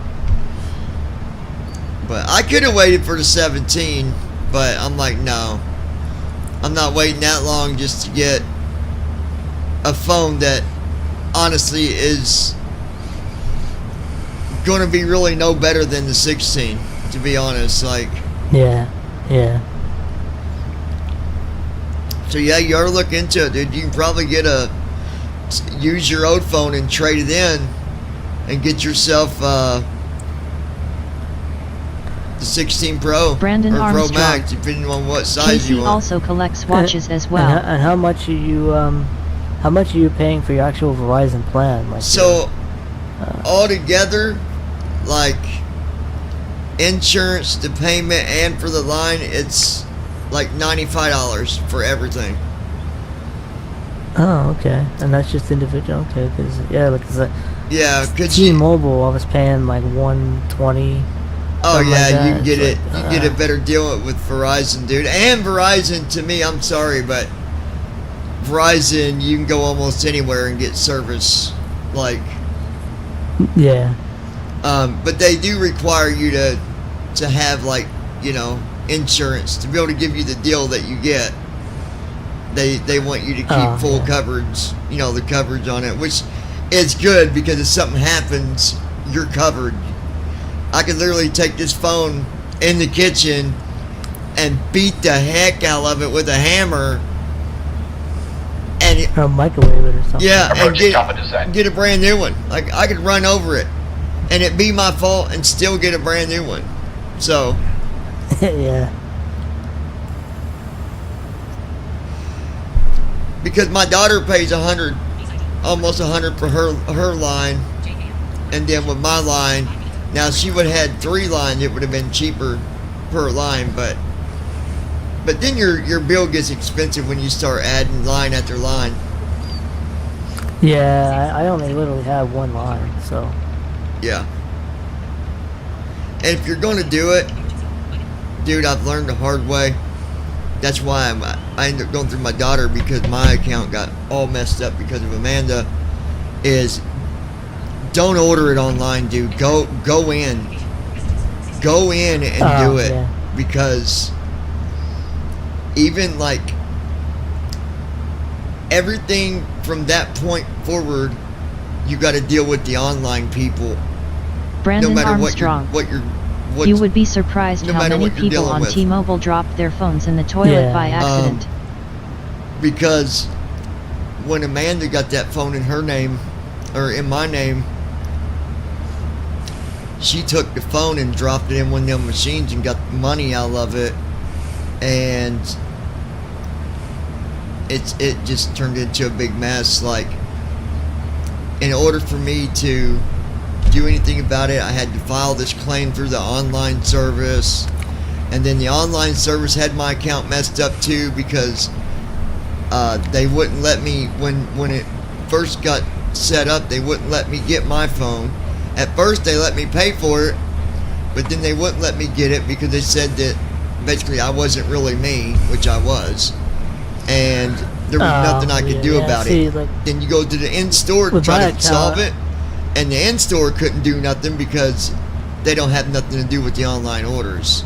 So yeah, because like, I mean, there's really no way to not determine it's me, because like I registered the account in my name, I bought this, like yeah, like all the stuff. So you got Verizon or you got T-Mobile?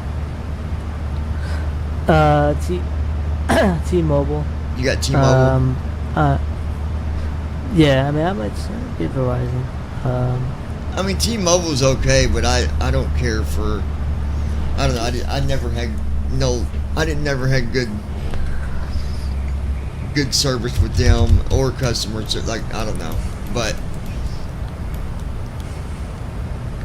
yeah, I mean, really, Verizon's pretty good about it. So I don't know. Like, if you already got T-Mobile, you could probably still get a good deal through T-Mobile to get a new phone. I don't know what deals they offer, but yeah, but it sounds like you can get a better one through Verizon though. Yeah. Well, I know you definitely can, because I know some other people that they left T-Mobile Brandon to Armstrong. go to Verizon. I thought Visible was Verizon, Josh. Yeah. Brandon said, I thought. Yeah. He said, I thought something was Verizon. Hey folks, just a quick update see as what we he start said. our approach into Rickenbacker International Airport. Please make sure you're back in your Visible seats. is Stow those Verizon, tables but I and don't fasten think your that it's seatbelts. I don't lavatories know are if now I off limits get the until same. we land. I don't get the same. Thanks for your cooperation. We don't and we'll get be the on the same ground shortly. plans, like T-Mobile. Oh, yeah. Well, and honestly, you might get some extra deals for leaving T-Mobile to go to Verizon. Like, that's another. I do wish that like a lot of, I don't know if Verizon, because T-Mobile is nice because they offer you can get free, I think it's Peacock and Max, like HBO Max. Yeah, I think Verizon's got like, some heavily discounted. You can get some promotions through Verizon too, I think. But if you've already got T-Mobile though, and it's not going to be that big of a difference, then if it's easier. But yeah, I mean, I'll compare. I'll take a look. Yeah, it's definitely worth the upgrade either way it goes. Like, oh yeah, I'm gonna get one no matter where I choose, where I go. But yeah.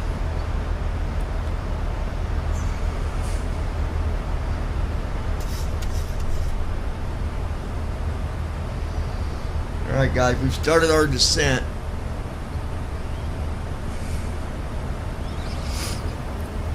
Because I think Brandon's on Consumer Cellular or something like that, and that's I think it's AT&T, or is it Verizon? I can't remember what they go with, but I don't think it's AT&T, is it?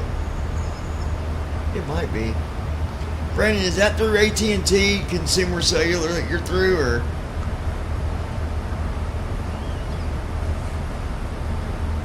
It could be. I don't know.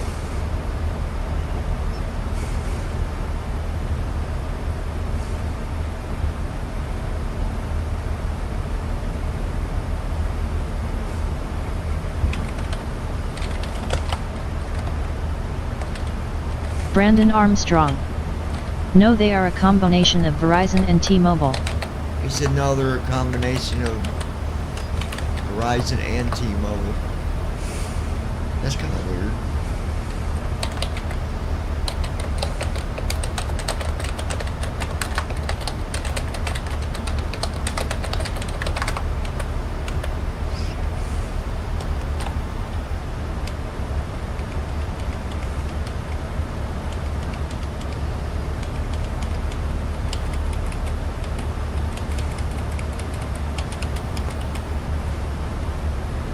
primarily uses AT&T. Yeah.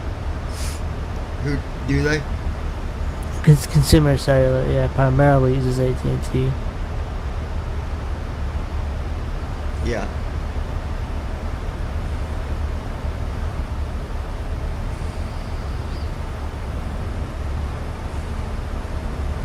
We're making our descent, you guys, into. Well, we're still at 20,000. As of 2024, new activations are exclusively on AT&T. Okay, so they pretty much are using AT&T then. Pretty much through AT&T, yeah.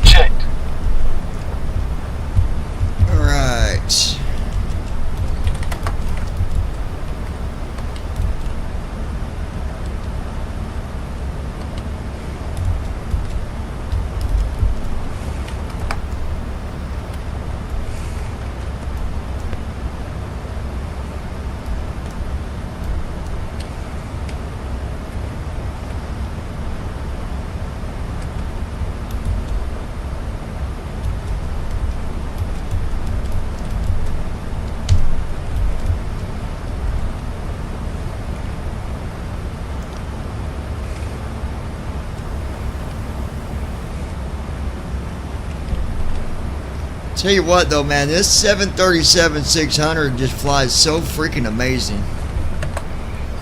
Yep.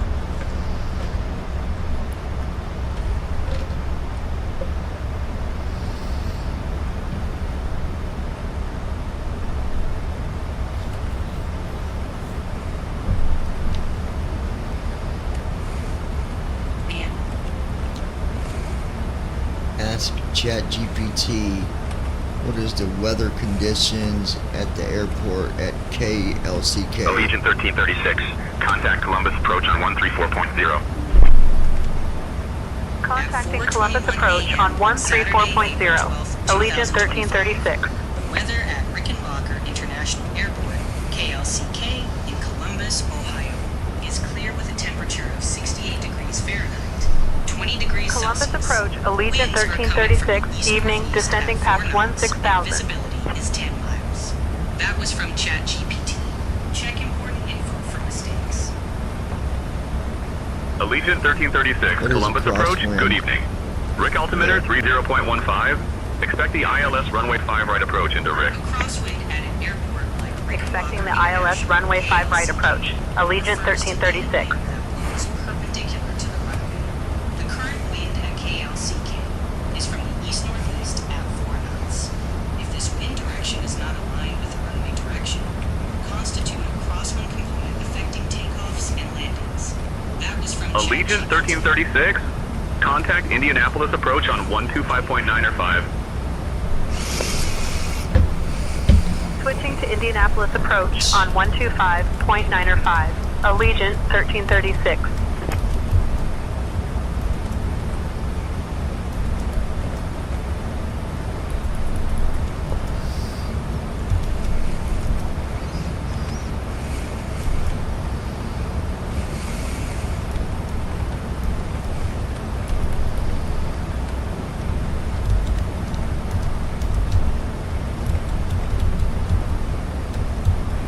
Brandon Armstrong.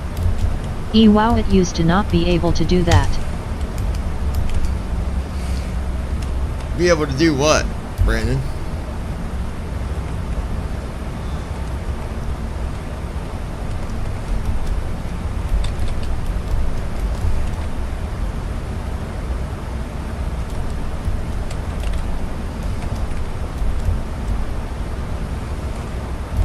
Speed brake armed.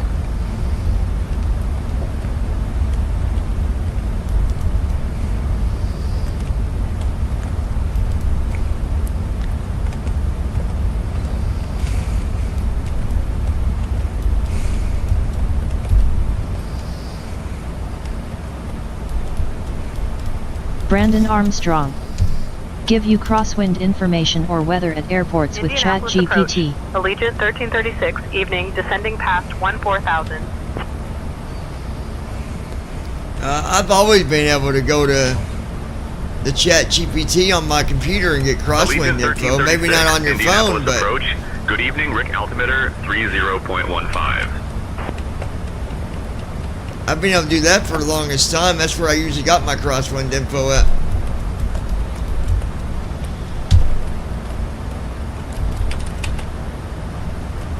Alright.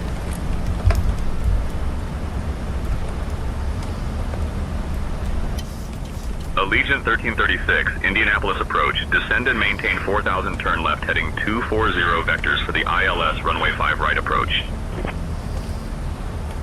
Descend and maintain 4,000. Left heading 240 for vectors to the ILS runway 5 right approach. Allegiant 1336. Passing 10,000 feet.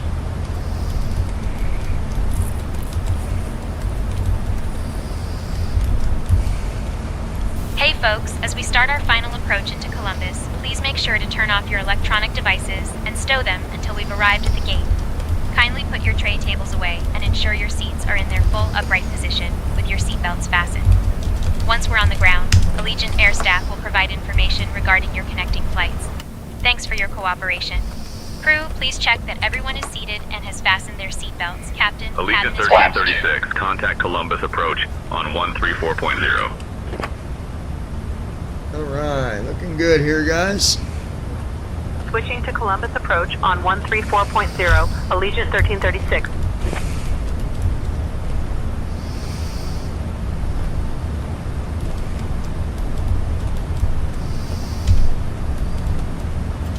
Columbus approach, Allegiant 1336, evening, descending from 9,000 to 4,000.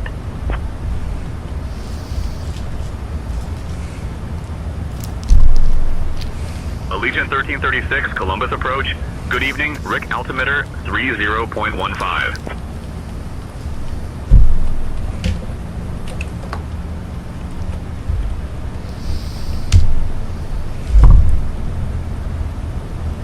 Yeah, that peach tea is pretty good.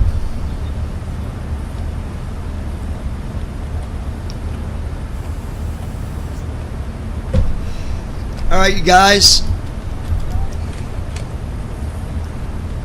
Just barely under 8,000 feet now. Got her slowed down to 208 knots. We'll bring her down to 205 when I get to 6,000. And then when I get to 4,000, we'll drop her down to 180 knots.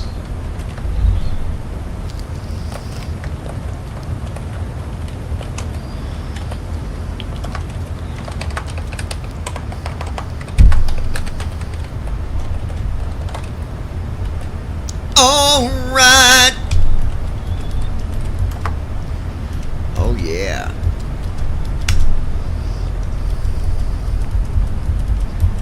We're gonna slow this puppy down. I mean, we're gonna slow her down. Flaps 5.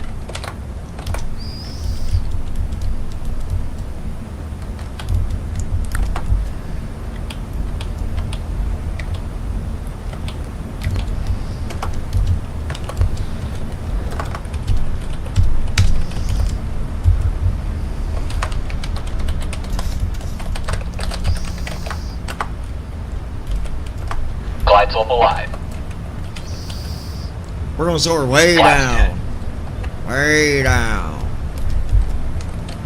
Allegiant 1336, Columbus approach, turn left heading 240. Turning left, heading 240, Allegiant 1336.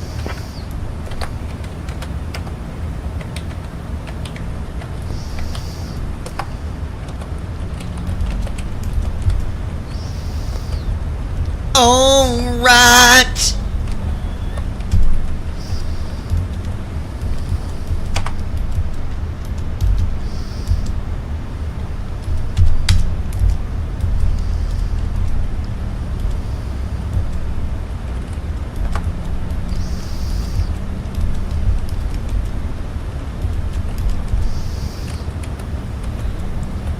What? Bada bing, baby.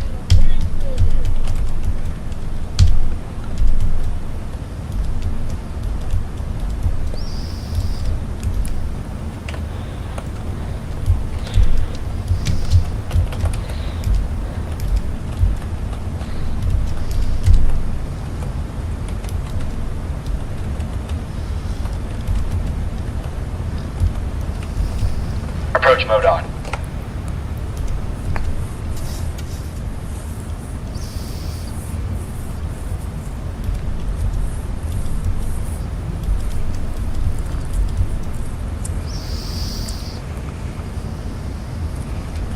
Alright, man, well, I'm gonna head out, but I'll be, listening to the... Okay, yeah, and then when you get up in the morning, you want to join me and go through all this. We can go through it and talk about it in the morning on Lobster.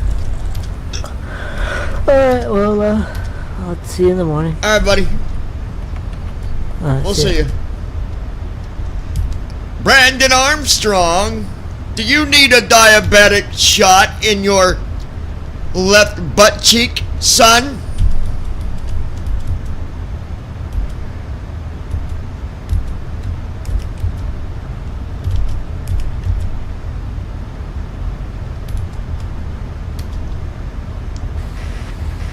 Allegiant Airlines, we're going to need medical on standby for Brandon Armstrong. He's diabetic and his sugar has went up. He is dizzy with a major headache, and he's got a really faint memory loss going on here. We'll have the medical waiting on you, Brandon. Just stand by, bud. Just hang in there, fella. You just hold on there, Brandon buddy. Armstrong.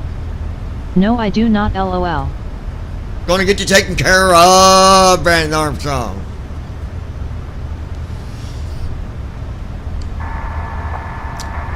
We're gonna need medical to be on standby for Brandon Armstrong when we get landed. Can you contact ATC? Gotta tell them what's going down. I've already informed ATC about the medical situation. They'll have assistance ready on arrival.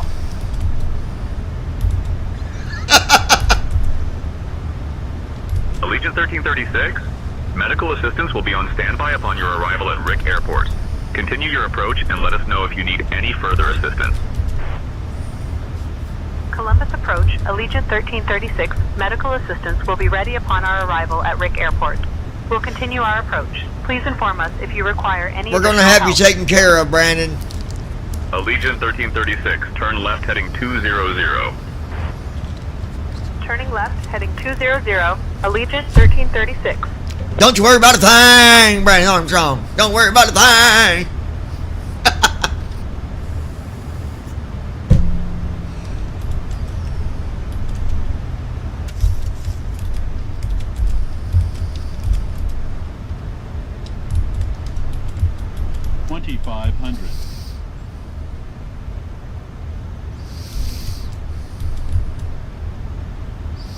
Gear down. Gear up.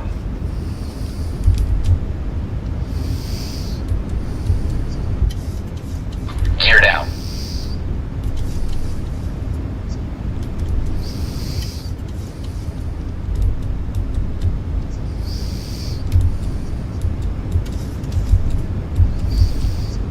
Command be on.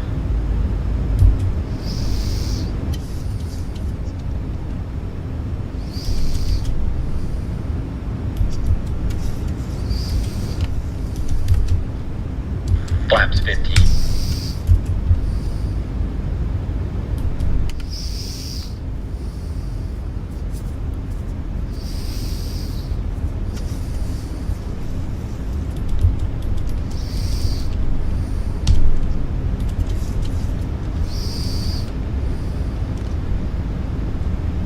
Flaps 30.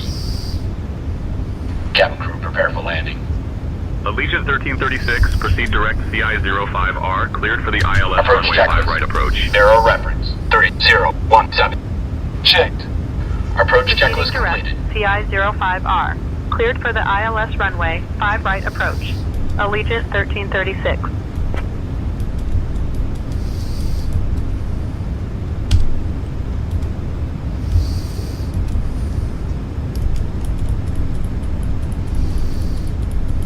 Allegiant 1336, contact Rick Tower on 120.05. Contacting Rick Tower on 120.05, Allegiant 1336.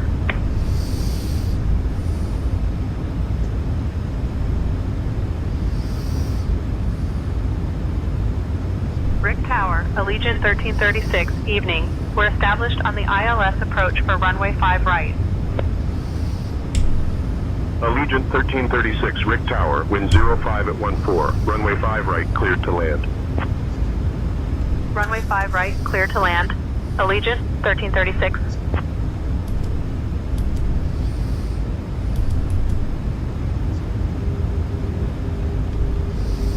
There's our auto land. Love it, man.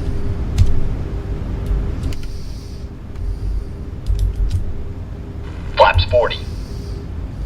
Landing checklist. Engine start switches. Continuous. Speed brake. You can announce that Speed we're brake on arm. final approach Landing with gear. landing gear down. Flaps. Sit. Cabin crew. Cabin crew prepare for landing. Notified. Landing checklist completed. Announcing final approach and landing gear down.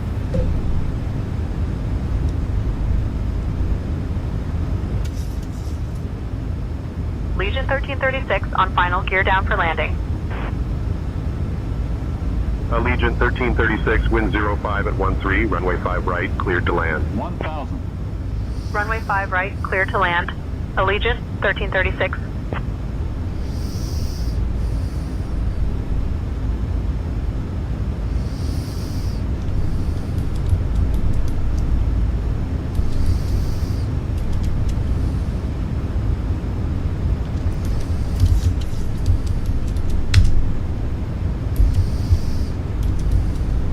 Approaching runway 05, right.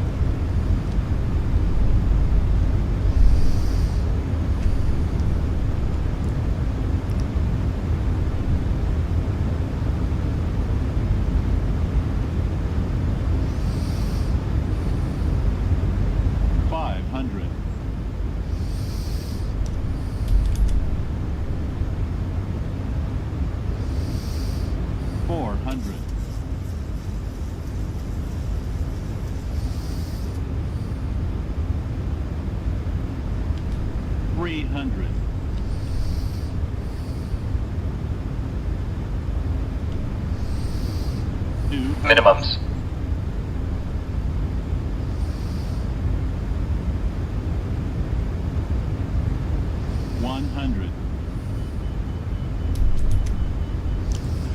Beautiful freaking Auto landing. throttle. 30, 20, 10.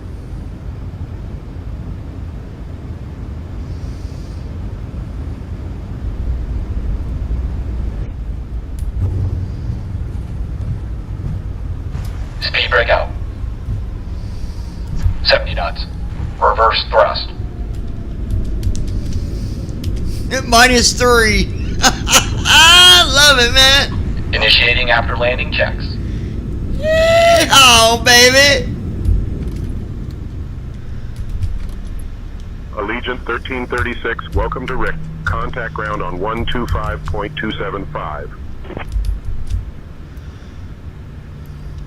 Switching to ground on 125.275. Allegiant 1336.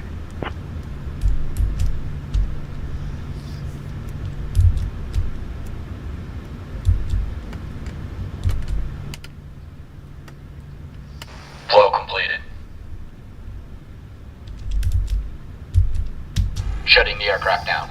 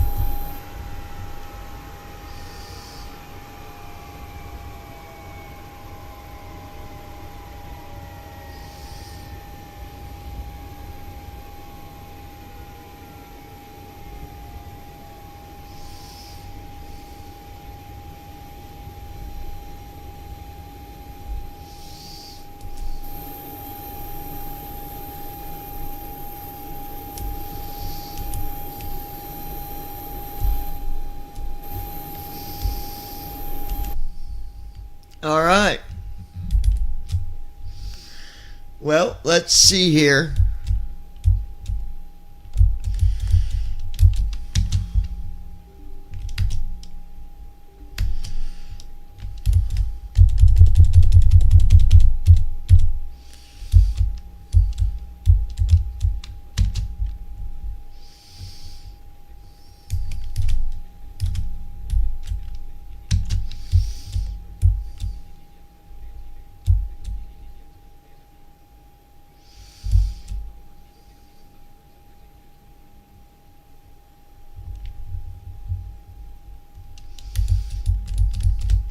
me see something.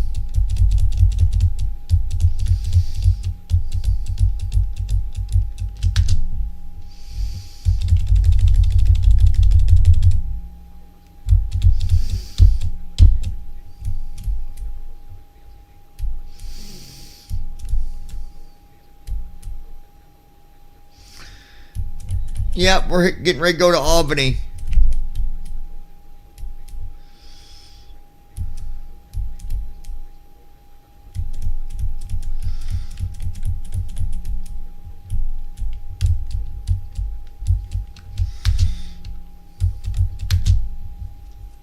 There we go.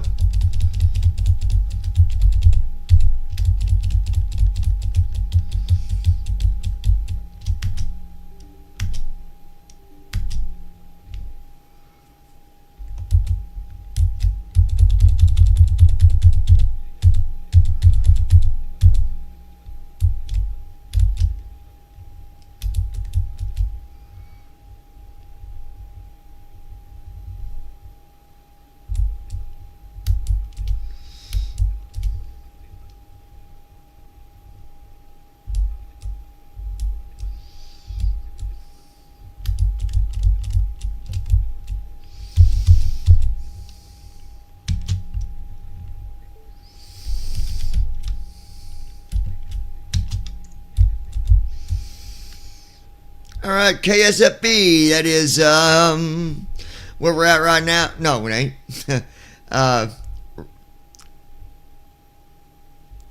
Back where we started, good old Florida. To KALB Albany. We're gonna be flying in the 797 MAX 12. Brandon, where'd you go? Oh, that's right. You're laying down. I forgot.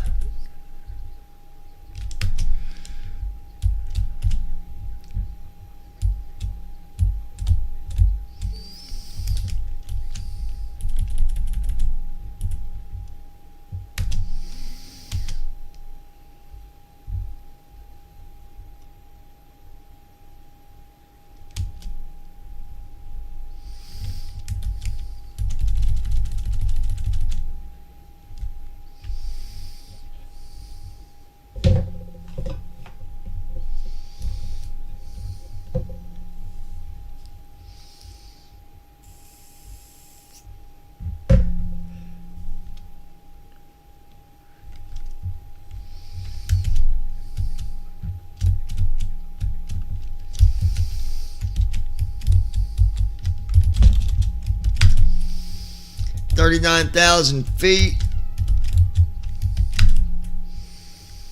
Cost index 18. Route distance 1,001 miles. 235 at 48 on wind.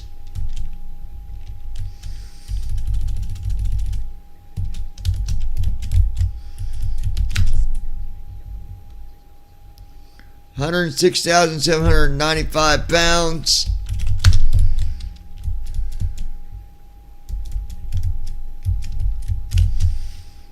$19,119 on fuel.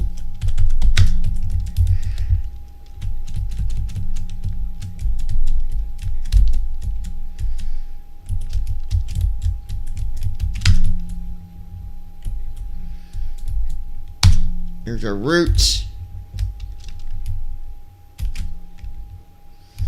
39,000 feet.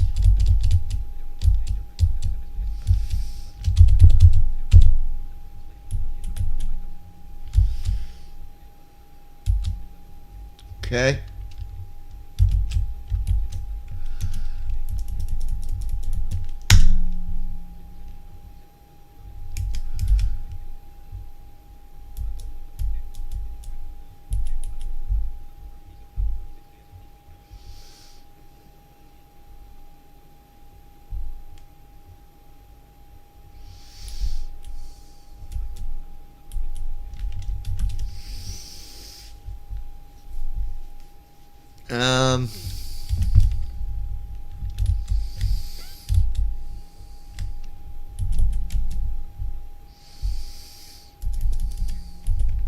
exports. Close that.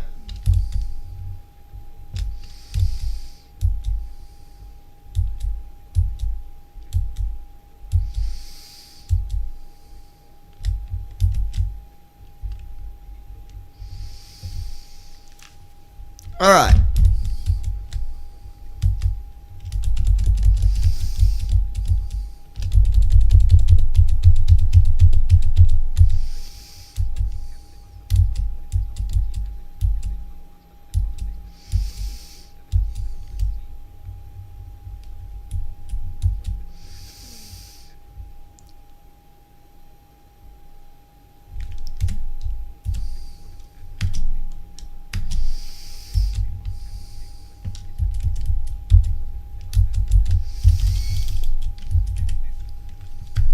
I'm going to try to do something here for you guys.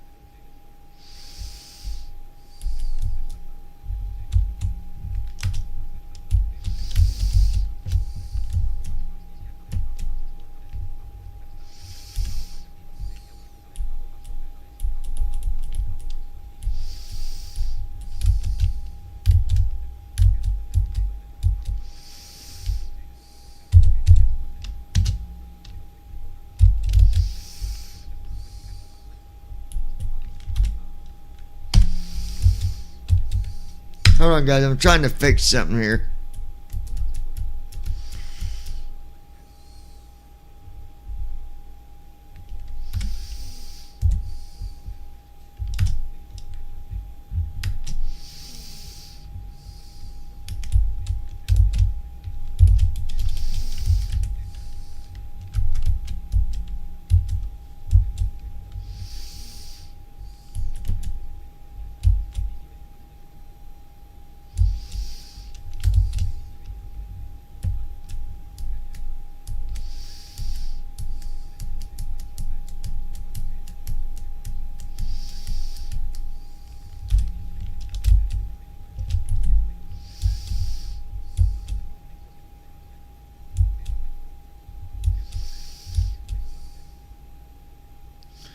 That didn't work when I looked for it that way. Why?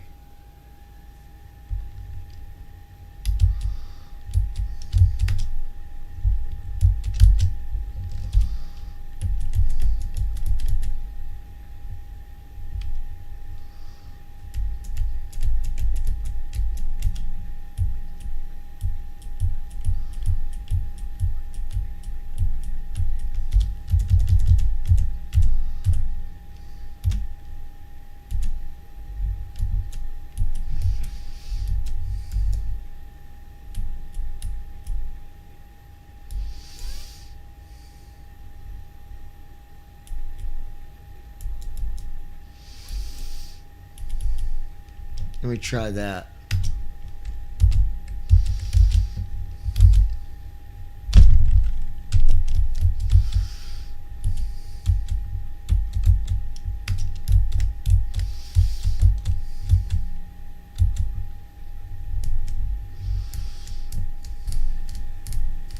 Nope.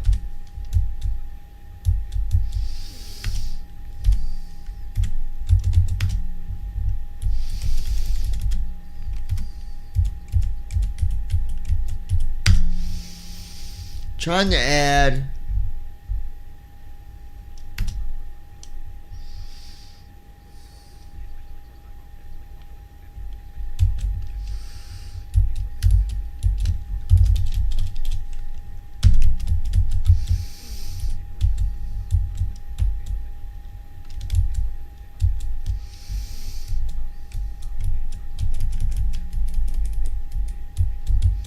Sources window. Sim world of pilot. Ops 30. Ops 31. Cancel button. Defaults button. Enter. Grouping. Combo box default collapse down. Speakers. Default. Use device timestamps. Check OK button. Cancel button. Enter. Ops 31 point stop. Confirm room. No but yes. I don't know. I can't get it to. I was trying to just add it where I could just mute and unmute NVDA, but it don't find it. Anytime I try to add NVDA, it does not find it. So I got another way I can do it, but I ain't gonna worry about that right now. I'm going to disconnect for the moment because I need to do a couple things before we do the next flight. So I will be back, but